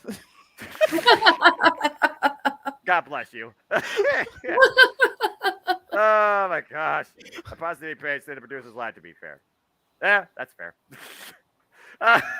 Arlene, you basically are running down, like, biggest moments, the happiest of the endings and storytelling, per se. I gotta imagine this has to be one of them on your radar, if not maybe the top one you expect, Arlene. Where do you stand on this? Is this the first pillar of the bloodline to fall and maybe a sign of things to come? What's your thoughts on this tag title match? Excuse me. I'm with everybody else. I think it's Sami Zayn and Kevin Owens getting the championship, but I don't think it's going to be Jay that's going to get pinned. I think it's going to be Jimmy getting pinned, and Jay's going to be watching him get pinned. Oh, I like that. Ooh. Now, will he be yeah. watching from the apron, or will he step down and watch from the floor? He's going to be like someone beat him up on the floor, and he's like right there, like, like at the bottom of the ring. Like, you can see his hand, you can see his face, and it's like 1, 2, and like, he can easily just interfere, but he doesn't. Like Triple H eliminate New Year's resolution where he didn't save Batista. Exactly. Yeah, exactly. So I think, and then Jimmy's gonna be like, "What the hell? You did nothing. You let him pin me." And that's where the bloodline's gonna be crumbling. Roman Reigns is gonna tell Jimmy, you better beat up your brother because he could have easily saved you from that pin. And he might turn on his own brother. And this might cause Jay to be on his own. I think that's what's going to end up happening. Whether it's going to happen, who knows? But that's my prediction. I think Jay's going to have the opportunity to break up the pin, and he doesn't do it. Because maybe he realizes what Sami Zayn has been saying is true, that he could be the new leader of the bloodline. And he takes Samoa's I can't think of his name, but you know who I'm trying to think. I can't think of his name. Noah Sikoa? There you go. Thank you, Noah. And Jimmy with him. Yeah, and he's going to end up building his own bloodline, and they kick Roman Reigns out. And they maybe take Paul Heyman with them. I like the way you think. That's a different. Yeah. That's a very See, different. you should write for the show. This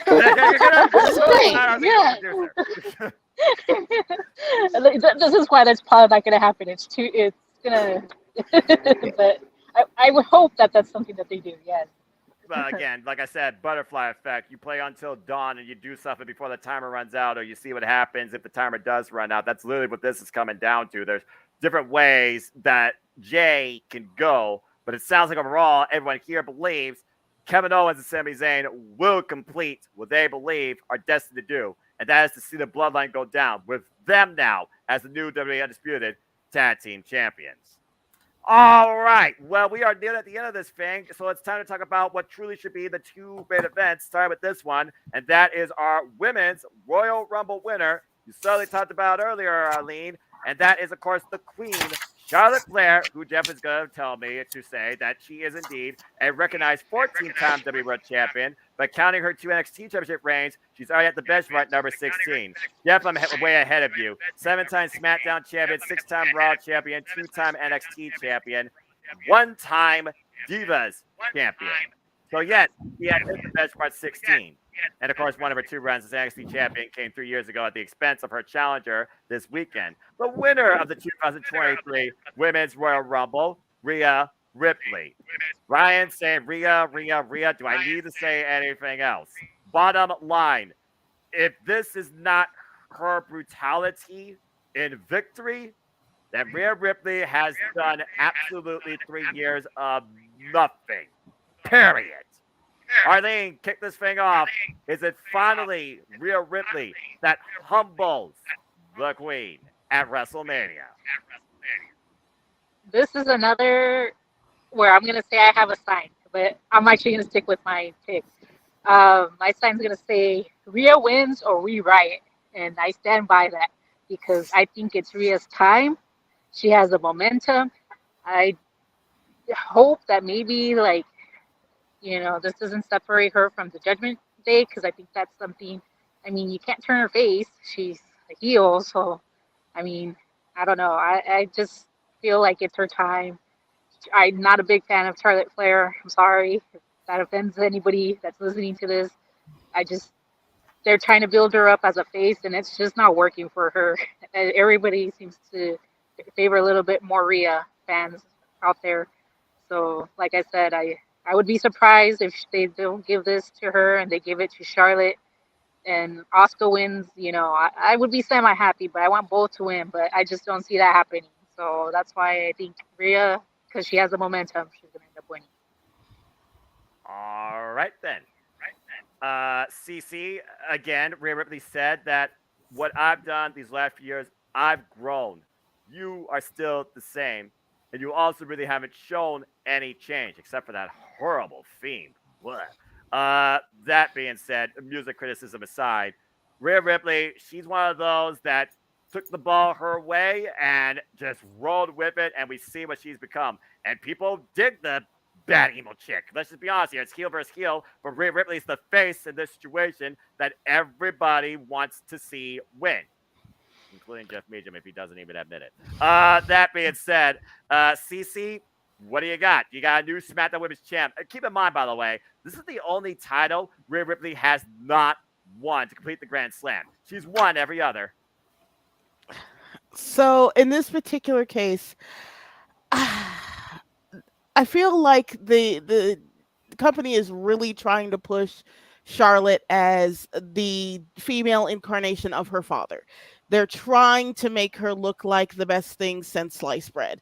And I just think that the whole thing is not working. It's not working. If Rhea does not win this and make a change in this particular situation, it's just gonna get worse. It's gonna get worse. And so honestly, my heart's with Rhea. I want her to win. I'm choosing her to win. It all depends on whether or not they're trying to basically, for lack of better terms, you know, John Cena's Charlotte Flair. you know, exactly. If they're Let's go, Charlotte. Charlotte sucks. Dang. Honestly, You're not wrong. Rhea, I didn't like her in the beginning. She's growing on me, but Charlotte gives me the chills. I just think she needs to go back to the drawing board, get some more lessons, get some more training, and start over again. That's my idea for her as far as that's concerned. So I think this would be the best thing to catapult her in that direction. Fair take, considering I feel like her only loss at WrestleMania, she wasn't even involved in a pinfall decision, and that was WrestleMania 35 in a three-way for both the Raw and SmackDown tag team titles. Other than that, I believe she's won each WrestleMania, if not in a multi-person affair. She was not involved in decision. WrestleMania 33, I almost forgot about that one. That being said, Datia, again, Rhea Ripley, we've seen what she became outside the Mae Young Classic when she returned in this new form in NXT UK, became the NXT UK initial women's champion. We saw her become NXT women's champion, being Shayna Baszler. We saw her become Raw women's champion in her WrestleMania debut against Asuka. And then we saw what happened at WrestleMania 36 in front of nobody but still. So again, Datia, it's a 3-year story of redemption. Does Rhea Ripley not only get brutality, but get victory? So first off, I was surprised they went with this direction. They teased Bianca versus Rhea, which is the match I thought we were going to get. Right. Yeah, they teased it. So, but I think this is Rhea's moment. She has to be Charlotte. I will boo, and I'm sure everybody else at SoFi Stadium will boo if Charlotte beats Rhea. You don't want a riot on your hands, especially if this match closes the show. You want to send the fans home happy. You don't want blood on your hands. I think Hell in a Cell 2019 is a perfect example of that from the same area, just not the same building or same size crowd. Just saying. That being said, what do I know? Jeremy said the loss she took at 35 was the botch finish. If she'd been in the finish, wouldn't have so botchy. Hashtag sad. Hashtag don't care. All right, and I won't boo. But I'm one of 75,000 and sitting at 550, so they won't hear me. That's fair enough, even if they amplify the mics to try and filter out stuff, which I know this is WWE. They were certainly trying to. That being said, JJ even confirmed that LA is known for riots as is. Oh, God help you. Yeah, and you know what doesn't help is that SoFi is actually not in Hollywood. It's in a city called Inglewood. And as Tupac and Dr. Dre would say, Inglewood always up to no good. Oh, God. If you're comparing to that, okay. I lived in the safest area of Inglewood, and I still drove right into the garage and did not go walk around at all. So everybody make sure you have a bulletproof vest and mace. Got it. Okay. Story Lou. Hopefully, this does not become a catastrophe. This becomes polite brutality. This is the wise producer in the room dashing to the car if Charlotte does win. All right, so he knows what to do in this situation. Dory, is that situation going to be needed? Or like Zachary, like everyone here has said, Ripley for the win, dethrone the queen, hashtag down with the queen. So that being said, Dory, do you agree? Well, for starters, that's my kid, Ripley for the win, dethrone the queen. And I have to agree with my child. Your child's brilliant. Of course he is. He's my child. I did choose Rhea for this one, but just a little history here. This is a rematch for WrestleMania 36, just for the SmackDown title. Yep. Charlotte and Rhea have faced each other 15 times. Rhea has won 5 of those, and Charlotte has won 8. Oh goodness. Get your fat. You're good. You're on point. The win-loss record is definitely there, folks, in favor of the queen. Yeesh. In favor of the queen, but I have to agree with Cece. And when we get to it, I do have a positive quote, and it is a wrestling quote, actually, something from wrestling. And from what Cece was saying, Charlotte, you need to hear this quote. It's she's Go ahead, annoying. say it. She's annoying as hell. Polite way of saying it. I think everybody agrees with you on that.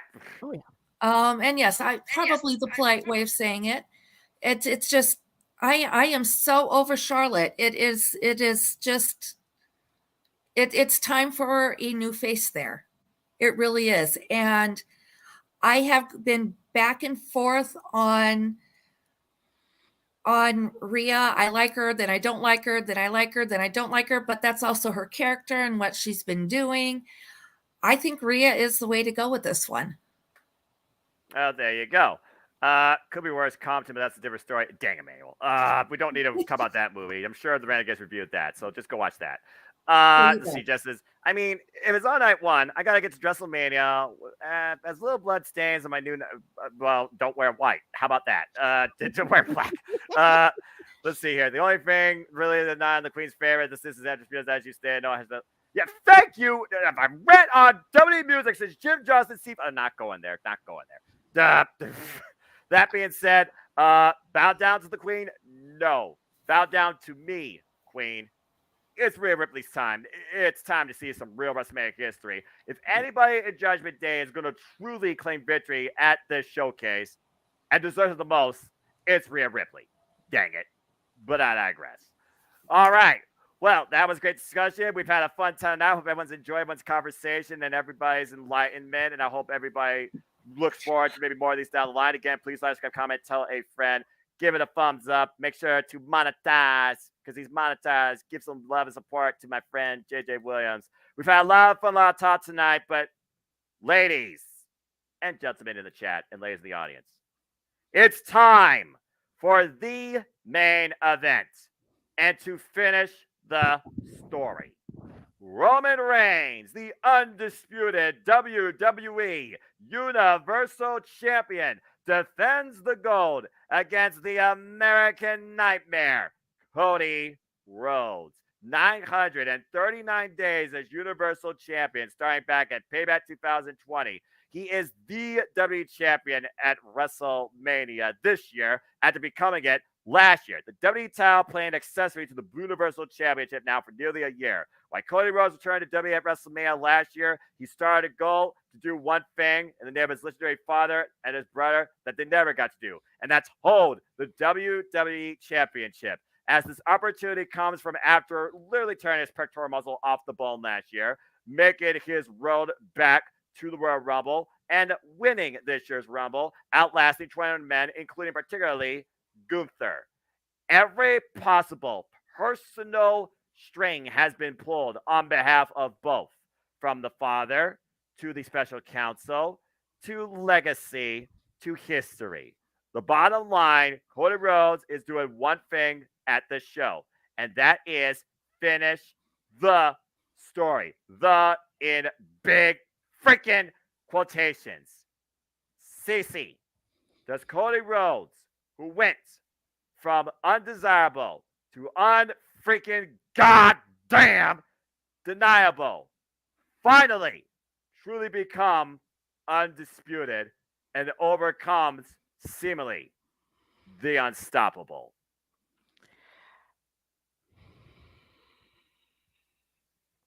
That's all I gotta say. I love this story so much. I do. And I mean, just the dynamic between the two of them, the history that they have, being that Cody Rhodes' father is the one who trained the tribal chief. Yes. This entire thing is amazing, but it will be dragged out for at least 2 more months. And I know you gentlemen talked about it, and I damn well agree. There is no way in this world they would pass up the opportunity for Roman to reach 1,000. There's no way they pass that up. That is too much marketing. It's too much money. And this storyline is so compelling. You have bloodline against bloodline. You have two legacy families head to head going against each other. The bloodline itself will fall apart, but this story, I don't think the entire thing ends until after he reaches that 1,000. I just don't think it does. Do I want Cody to whoop his ass? Yes, I do. Do I want him to take those belts from him? Yes, I do. I acknowledge the tribal chief. I really do, but I want this to happen. But it's not going to. Not this time. I don't think it's going to happen this weekend. Okay, that's one for the tribal chief. Acknowledge him. Arlene, as Jeff liked to sum it up, and also as it was said on WWE, can the undeniable halt the unstoppable? So far, CC has said no. Do you acknowledge the tribal chief, or does the American Nightmare finally achieve his destiny?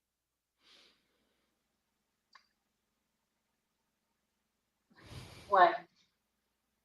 Roman Reigns retains, but not cleanly. I feel like there's going to be interference because that's the only way I can see Roman Reigns accepting another call out through Cody Rhodes. Is because, and I mean, I could be wrong, but lately Roman Reigns hasn't been winning cleanly anyways. So it makes me think he's not going to win cleanly WrestleMania. So if I feel like there's other people that, like, I know people have said King of the Ring, he's going to win it, he's going to call his shot. But I feel like Roman Reigns is going to be like, if he beats him cleanly, he's going to be like, why? I beat you fair and square. Why? I know you won King of the Ring, but I don't think you deserve it, and make him work more. Don't see it. That is why I think if he wins King of the Ring, it's because he didn't win WrestleMania cleanly. And I feel like there's going to be some shenanigans and Roman Reigns is going to come up on top. A lot of people so far, including myself, my brother, are not. I don't know. I can speak with my brother. I'm already putting him in that boat, but I'm not going to be a happy fan. So I feel like I do acknowledge Roman Reigns, but like I said, he hasn't been winning cleanly. Someone can correct me if I'm wrong, but that's why I think Roman Reigns is going to retain through disqualification. Oh my lord, disqualification in the main event of WrestleMania? That's extremely bold. All right. Dory, a couple things here. Sean Garner says if not Cody, then who? Jey Uso? ... Jeff actually agrees with CC Settlement because there's so much love for the Rhodes, but any fan that knows good old JM and his 20-year career knows that. But dang, yeah, 1,000 days just sounds like even if he doesn't beat Pedro Morales at 1,074. But I went with you next because your son already acknowledged the Tribal Chief. So far, everybody has acknowledged the Tribal Chief. Roman Reigns, again, seemingly unstoppable. He is going into his 28th defense. Dory, do you break the streak yourself and go with Cody? You're muted, Botch. Sorry. Just my mom came in. That's why. Sorry. Oh, God bless. God bless, Butters. All right. I was. Hold on, Dante. You're good. You have a thought real quick? Because it was Dory on the mic. No. Sorry. Communication botch. It's all good. Dory, go ahead. The floor is yours. Then you, Dante. Well, this is the 21st time that Roman is going to be facing Cody. Right. They're going to be their first one-on-one match, however. Right. Cody has a slight advantage with 8 wins and 7 losses in various matches he's been in with Roman, and 5 of them have ended in a draw. Even though those are statistics, that's not the story. Exactly. And I agree. Sorry, guys. I slammed my table. Nah, this is real. Damn it. Go ahead and do it. Go ahead. I say I'm not in California. It's not an earthquake. I'm in Tennessee. We don't really get those here. Or at least not ones we can feel. Good for you. Oh, okay. But I digress. Buy the shirt. Because of the marketing and the money, and again, I mean, it is 1,000 days champion. I see where they're going with that, especially with marketing. I don't want to acknowledge the Tribal Chief. Uh-oh. And if Mikey were here, he would definitely be saying, yes, every time we're watching any wrestling and Roman is on, I am booing. I do not want to acknowledge the Tribal Chief. The bloodline is just done for me. It's been done before these strings started unraveling. I love the Rhodes family. I'd love to see Cody take this, but I don't think it's going to happen until after Roman reaches that 1,000th day. And then Cody, I would love to see Jay come in and do it. Then, but somebody is going to dethrone Roman after he hits that 1,000th day. So unfortunately, I do have to reluctantly acknowledge him again and say that, yes, Roman's going to win this one. Okay. And Jeff pointed out the only arse in their door is if Mikey pisses off Dolly and takes a whipping. And a little bit of sports humor for you. Okay. Well, this is the last chance to see if somebody will not acknowledge the Tribal Chief. Ta-ta-la. Again, Cody Rhodes, he's a former WWE World Champion, former IWGP United States Champion, former Ring of Honor World Champion, 3-time AEW TNT Champion. He's won countless accolades, including 2-time Intercontinental Champion, 3-time Raw Tag Team Champion. Never won the title, though, or the titles, if we're going to be in layman's terms, here in the WWE. There is talk, of course, about Jey Uso, which, might I add, it was the first defense of the Tribal Chief when it all started back in 2020, back at Clash of the Champions, Gold Rush, whatever the yin yang they called it. So that's again. This is WrestleMania. This is finishing the story. And yes, I screwed up your name again, Botch. I'll pay you later. Again, does Cody Rhodes all this work? Was it for nothing? Does he fall short once again on the grandest stage of all this time in the main event? Okay, so first off, I've been going back and forth with this, back and forth. Me personally, I want Cody Rhodes to win, but there's this big part of me that's like CC and everybody else talked about, that 1,000 days. That's money to be made. That's marketing. It'll never happen again. But at the same time, I question, if Cody fails to beat Roman, who's left to take the title off of him? Who is believable enough to take the title off of Roman? Well, since Drew McIntyre became karaoke singer, I say nobody.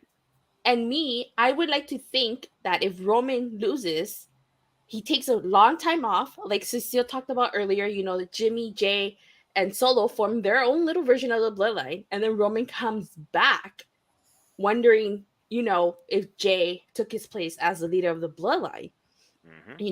And if you're going to do a brand split, what better time to hit the reset button than after Mania? It makes no sense to hit the reset button after SummerSlam. So, I'm rooting for Cody. I want Cody to win, but I'm not 100% sure that he is going to win. So you right now are still leaning towards the Tribal Chief. No, my final answer is Cody Rhodes. Aha! We got But one. I'm not 100% sure he is going to win. But I pick Cody. I'm rooting for Cody here. Well, yeah, and I get it. Marketing.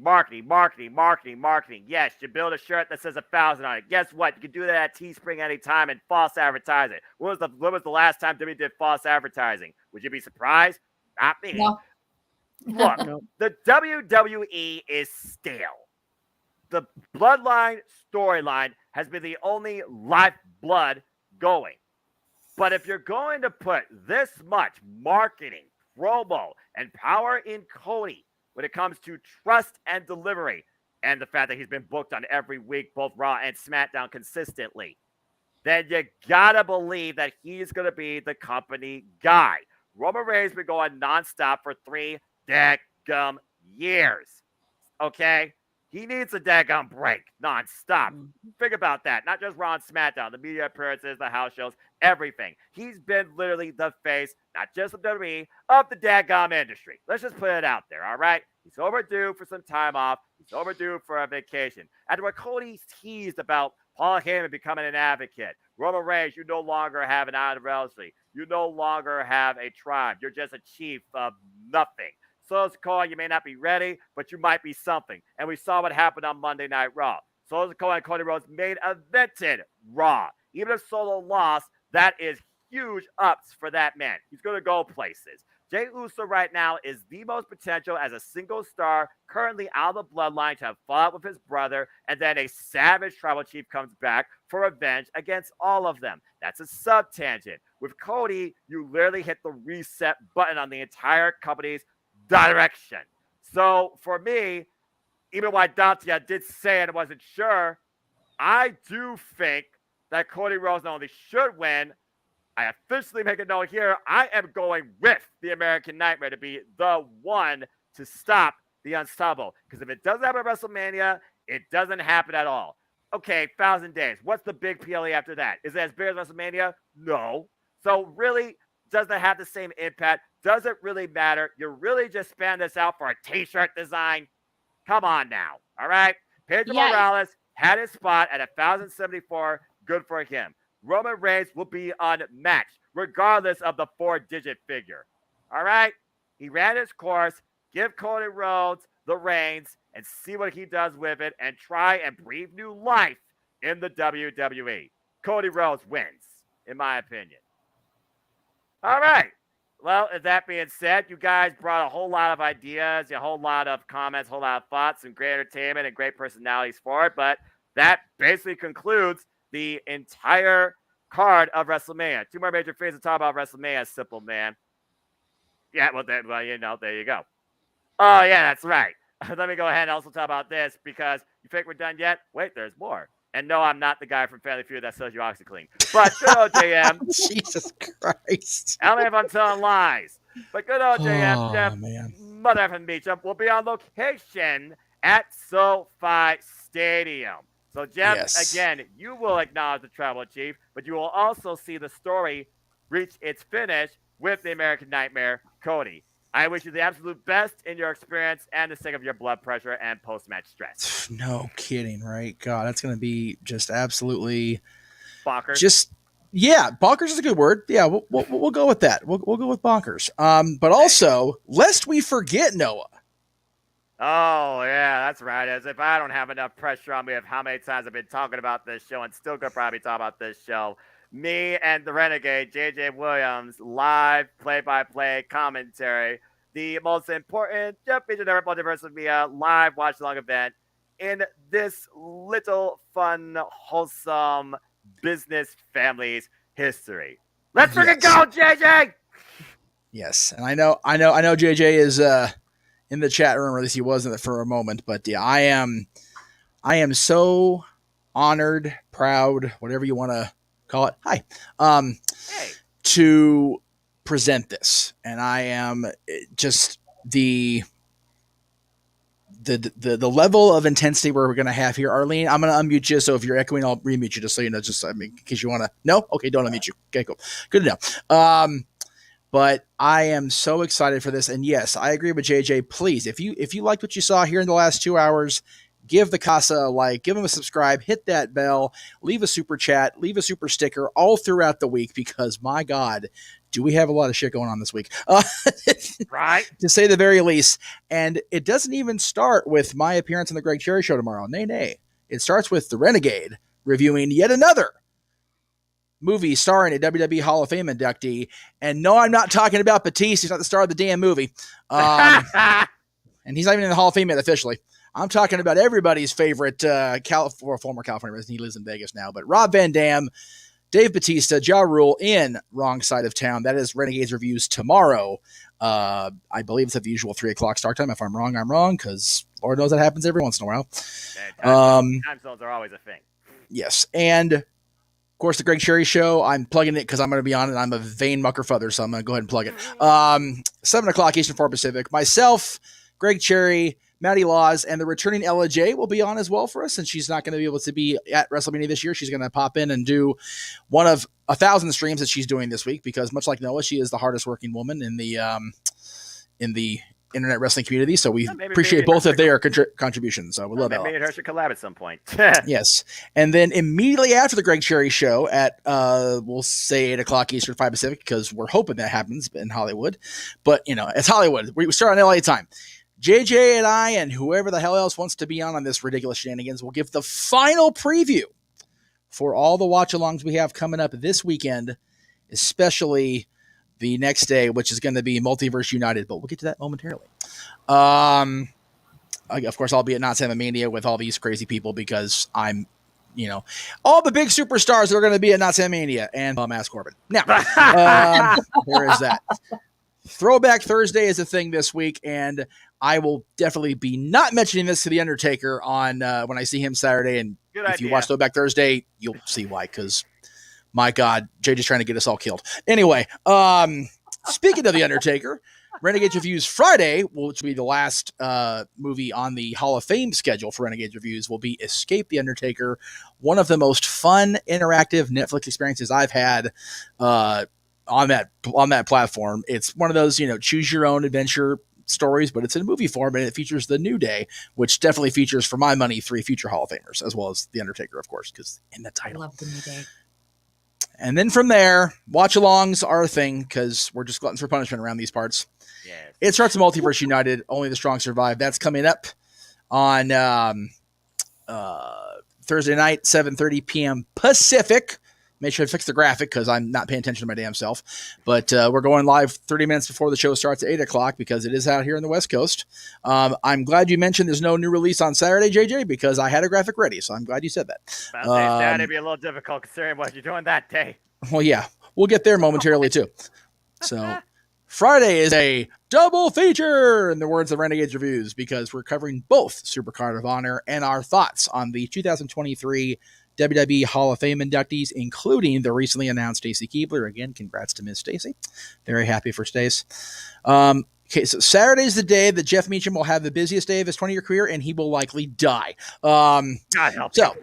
first of all, we are streaming our coverage of NXT Stand Deliver featuring our WWE team of Noah Foster and JJ Williams on the commentary. That begins at 9:30 in the morning Pacific time. Yes, we're going on a Saturday morning because the WWE hates us all.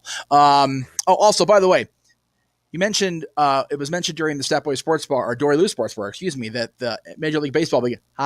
Hi, Mikey. Hello. We've asked you not to do this when Dory does it, and now you're doing it. Go. I can go home from work, okay? I am very happy that you're all still going strong, and I love you all, and good night. Step way out. Step boy the hell out. Okay. Now, I forgot to mention this during the sports bar, but I want to mention it here really quick since I have an opportunity. Major League Baseball clearly hates us too in LA because opening day of baseball is the same exact time as Multiverse United and the start of the WrestleMania week watch along the pay-per-views. So thank you to Major League Baseball for having Dodgers opening day the same day as the real start of the WrestleMania events because damn you, Commissioner, whatever the hell your name is. You're worse than Selig. I say what I said. Now, well, LA is a Dodger town, and traffic is already bad in LA. That's what I'm trying to say. My poor brother has to drive through that crap on Thursday night because there's that little bitty tunnel that goes with the 5 and the 110 that, if you're going that way, you're screwed. Anyway, of course, WrestleMania is what it is. It is the showcase of the Immortals. It is the grandest stage in all of this business, wrestling or sports entertainment, whatever you want to call it. It is the dance. It is the day, not the new day. It's been around for almost 40 years. But both days we will be on at 6 o'clock Eastern, 3 Pacific with our exclusive coverage. Again, Noah and JJ on the commentary. We'll be popping in and out all weekend long, both shows. I will be at SoFi in my seat I've been in the backdrops most of these streams. I'm not on the backdrop today because reasons I will get to momentarily. And then open mic night each and every Saturday as we do. And we'll be immediately following night 1 of WrestleMania. No, I will not be in studio because I will be heading down the freeway. God help me in LA traffic, for the love of God, to WrestleMania 3 Goes Hollywood, featuring my longtime friend of almost 20 years, SoCal Val, my fellow Santa ambassador, Mick Foley, as well as the reigning, as of now, Knockouts World Champion, Mickey James, and one of the all-time greats, Lisa Marie Varon, a.k.a. Victoria, a.k.a. Tara, a.k.a. one of the sweetest in the industry from what I've heard. So looking forward to all of that shenanigans. And then we wrap up our I don't have the 2 graphics in here, but I'll go ahead and talk about real quick. Raw After Mania, of course, we'll be covering at 8 o'clock Eastern, 5 Pacific. We don't know the status of our commentary team right now because it was going to be Noah and James at the Eastern feed and myself and JJ for the Western feed. But James has had a passing in his family, so he's not going to be available Monday. So we'll see how we get, if I can get the stream to work like it worked. It worked pretty well last night for me. So it may just be, I may just try to feed the feed to JJ and we'll get him on the commentary. Do get our WWE team intact. If not, I'll make the call. Why not? But before that, JJ and I will be talking about the dads, not always on a wrestling episode, the final wrestling centric episode before we go back into non-wrestling mode. 3 straight episodes of wrestling, but top 10 ECW world champions. This was so much fun. I'm proud of our damn selves, JJ and I, because we got both this show and our top 10 TV villains in respectively in under an hour and a half. Nice job. It's good for us. Telling you what. Now, the reason I wanted to pop in, I teased it during Dory Lou Sports Bar. I know this is the women's showcase, and I definitely wanted to make sure everybody, by the way, great job to everybody in here. I appreciate you all being here. Sorry, I was a little cluster effy at the beginning with the technology, but that's the day I'm having. Ask Aaron Rift about the day I'm having before the show. Anyway, I wanted to bring this up because I am, again, so unbelievably stoked about meeting the Undertaker. It's one of the two people that I've never met in the industry or interviewed that I wanted to get at some point on the channel.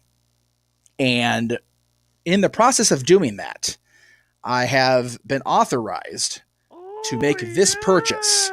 So this was the urn that Percy, Paul Bearer, of course, our buddy Percy Pringle, carried to the ring during his last WWE run, of course, with The Undertaker going into Hell in a Cell. And then, of course, the big betrayal, big surprise, at Hell in a Cell against Kane.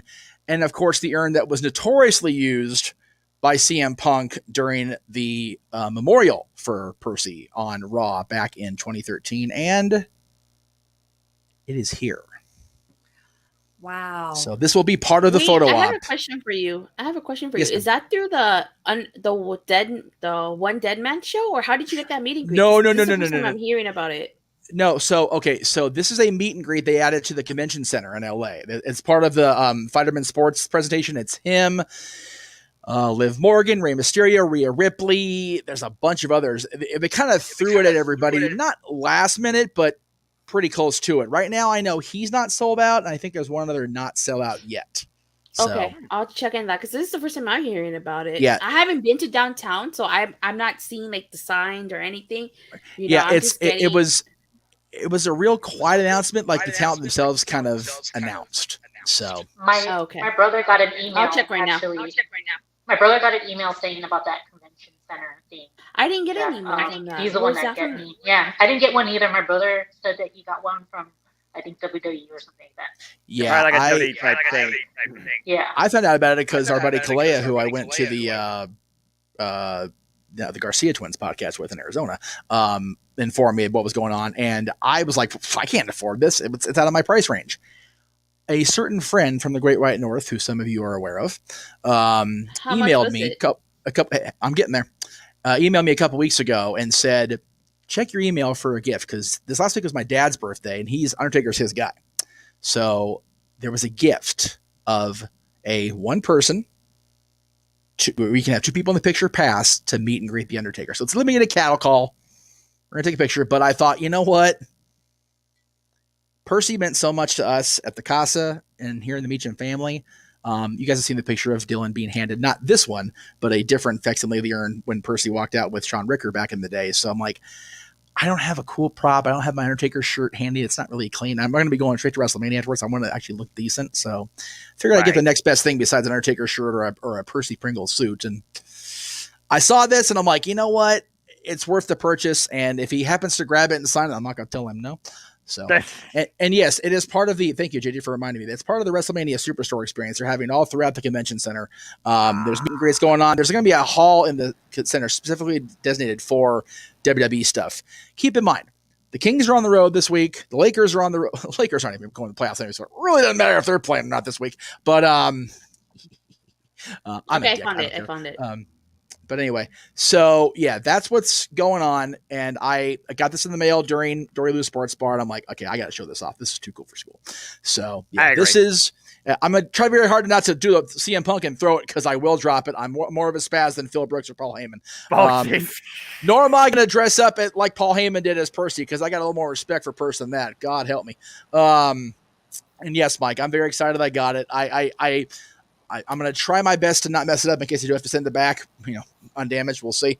But if it was Sunday, we would go, but it's Saturday. Yeah, I understand. Driving to LA is a mucker for other Arlene. I get it. And Emmanuel, I get it. But like I've heard. I live 45 minutes up the freeway, so I'm not tripping too bad about it. Yeah, trust me, Mike. I know about that LA traffic. It's horrible. I hate it. It is. I hate LA traffic. It's the worst. You had to take a freaking transit to get to the forum. So God bless you. You're going right in the same lot. So it is what it is. But anyway, I wanted to show this off. I'm thinking of just taking an Uber. You know what? No. To be fair, as close as she lives, not a bad idea. Even with the fares, that you probably get surged. Well, yeah, surging fares, yes, but much safer than LA Transit, even going to SoFi, because going to Dynamite was crazy enough. So fair enough. I did that for the Dynamite in June, and I met up with everybody, with Paradise Kitty and everybody. So it was crazy.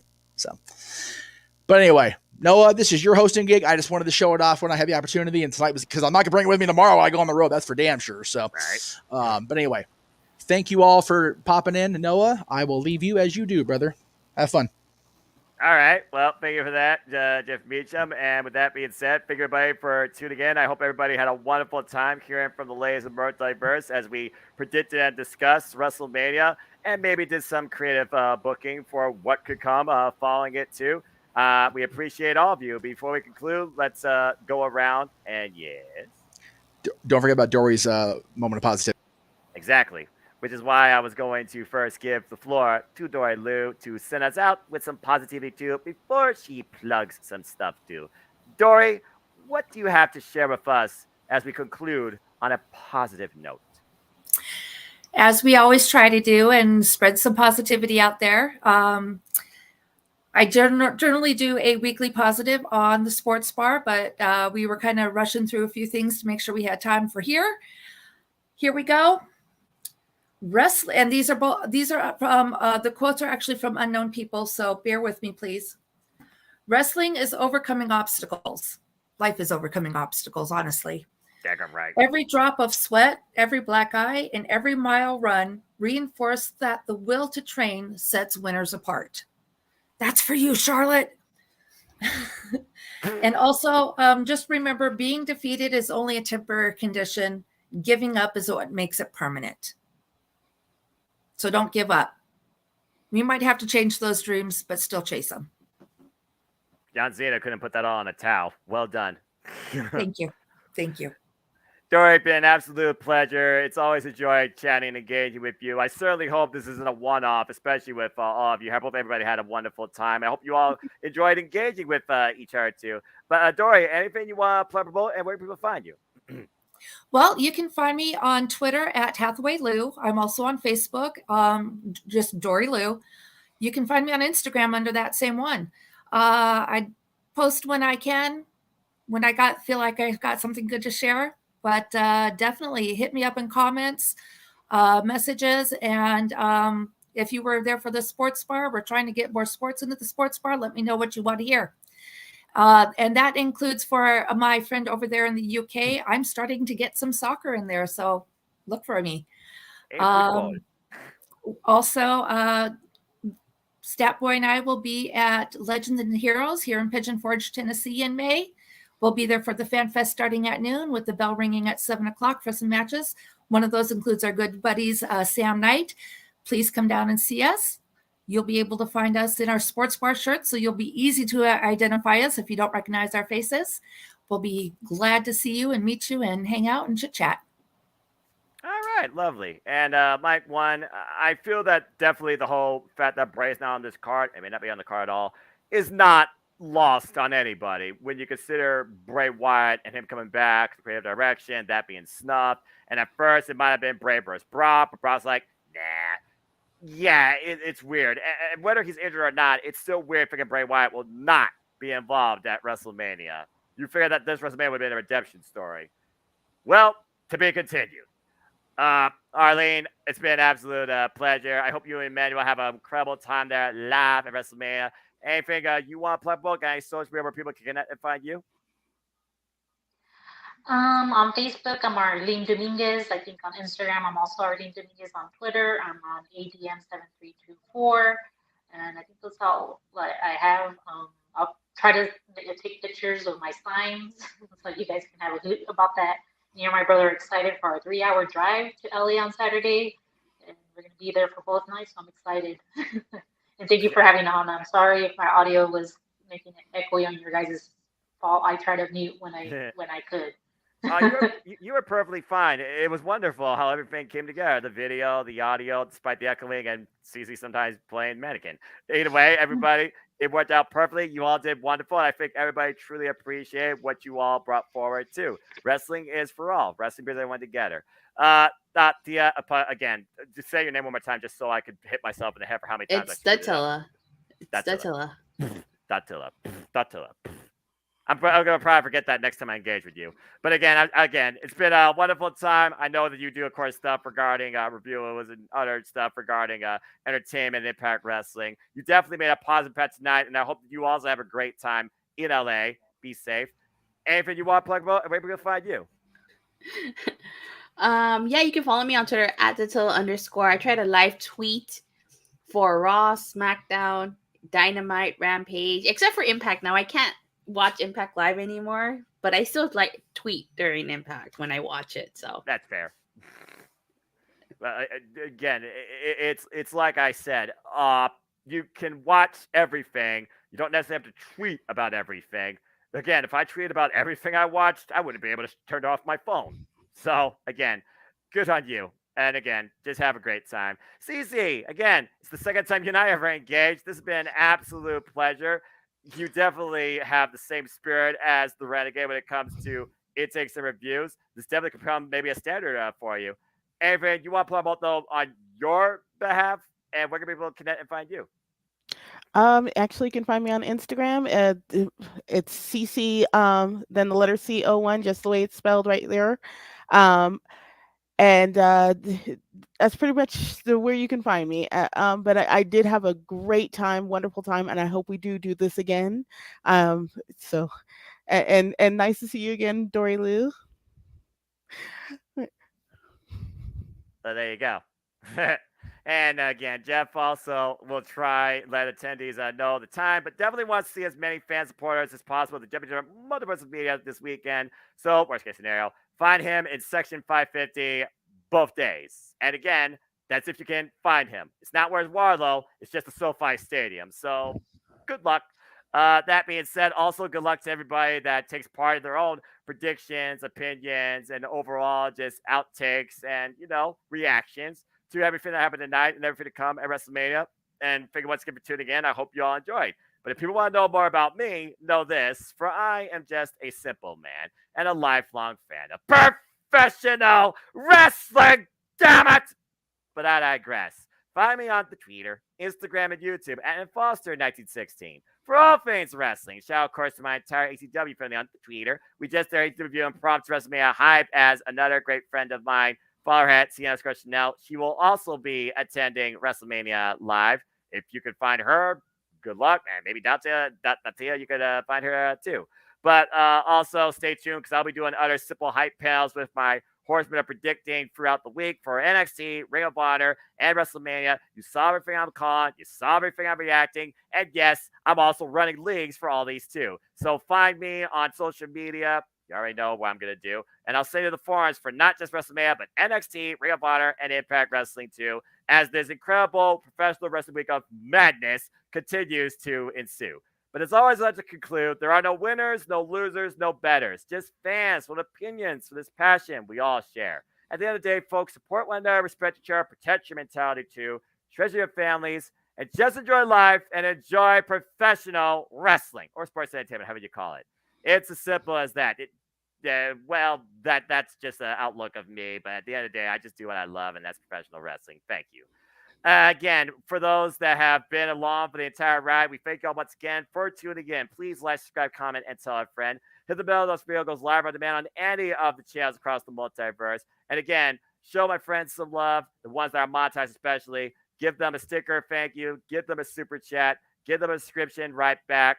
Spread the word. That's how you continue to grow this thing. And I assure you, our wrestling passion and outtakes are not letting up anytime soon. For the entire Multiverse of Media, particularly the ladies that brought forward their wisdom, their personalities, and their entertainment tonight to this forum. For Arlene, I'm going to try this, Attila. Yes! Now, hopefully I don't screw that up again.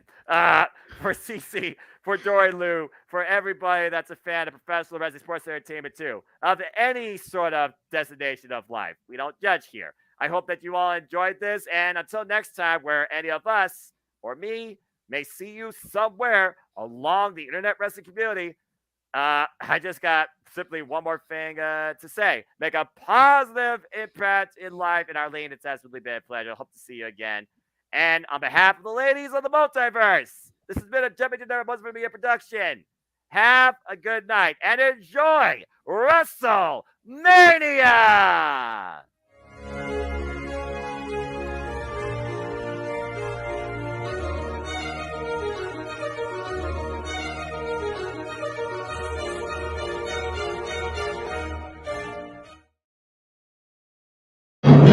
Jeff Meacham Network's Multiverse of Media. For over 15 years, the recognized symbol of excellence and the standard bearer in coverage of sports and entertainment.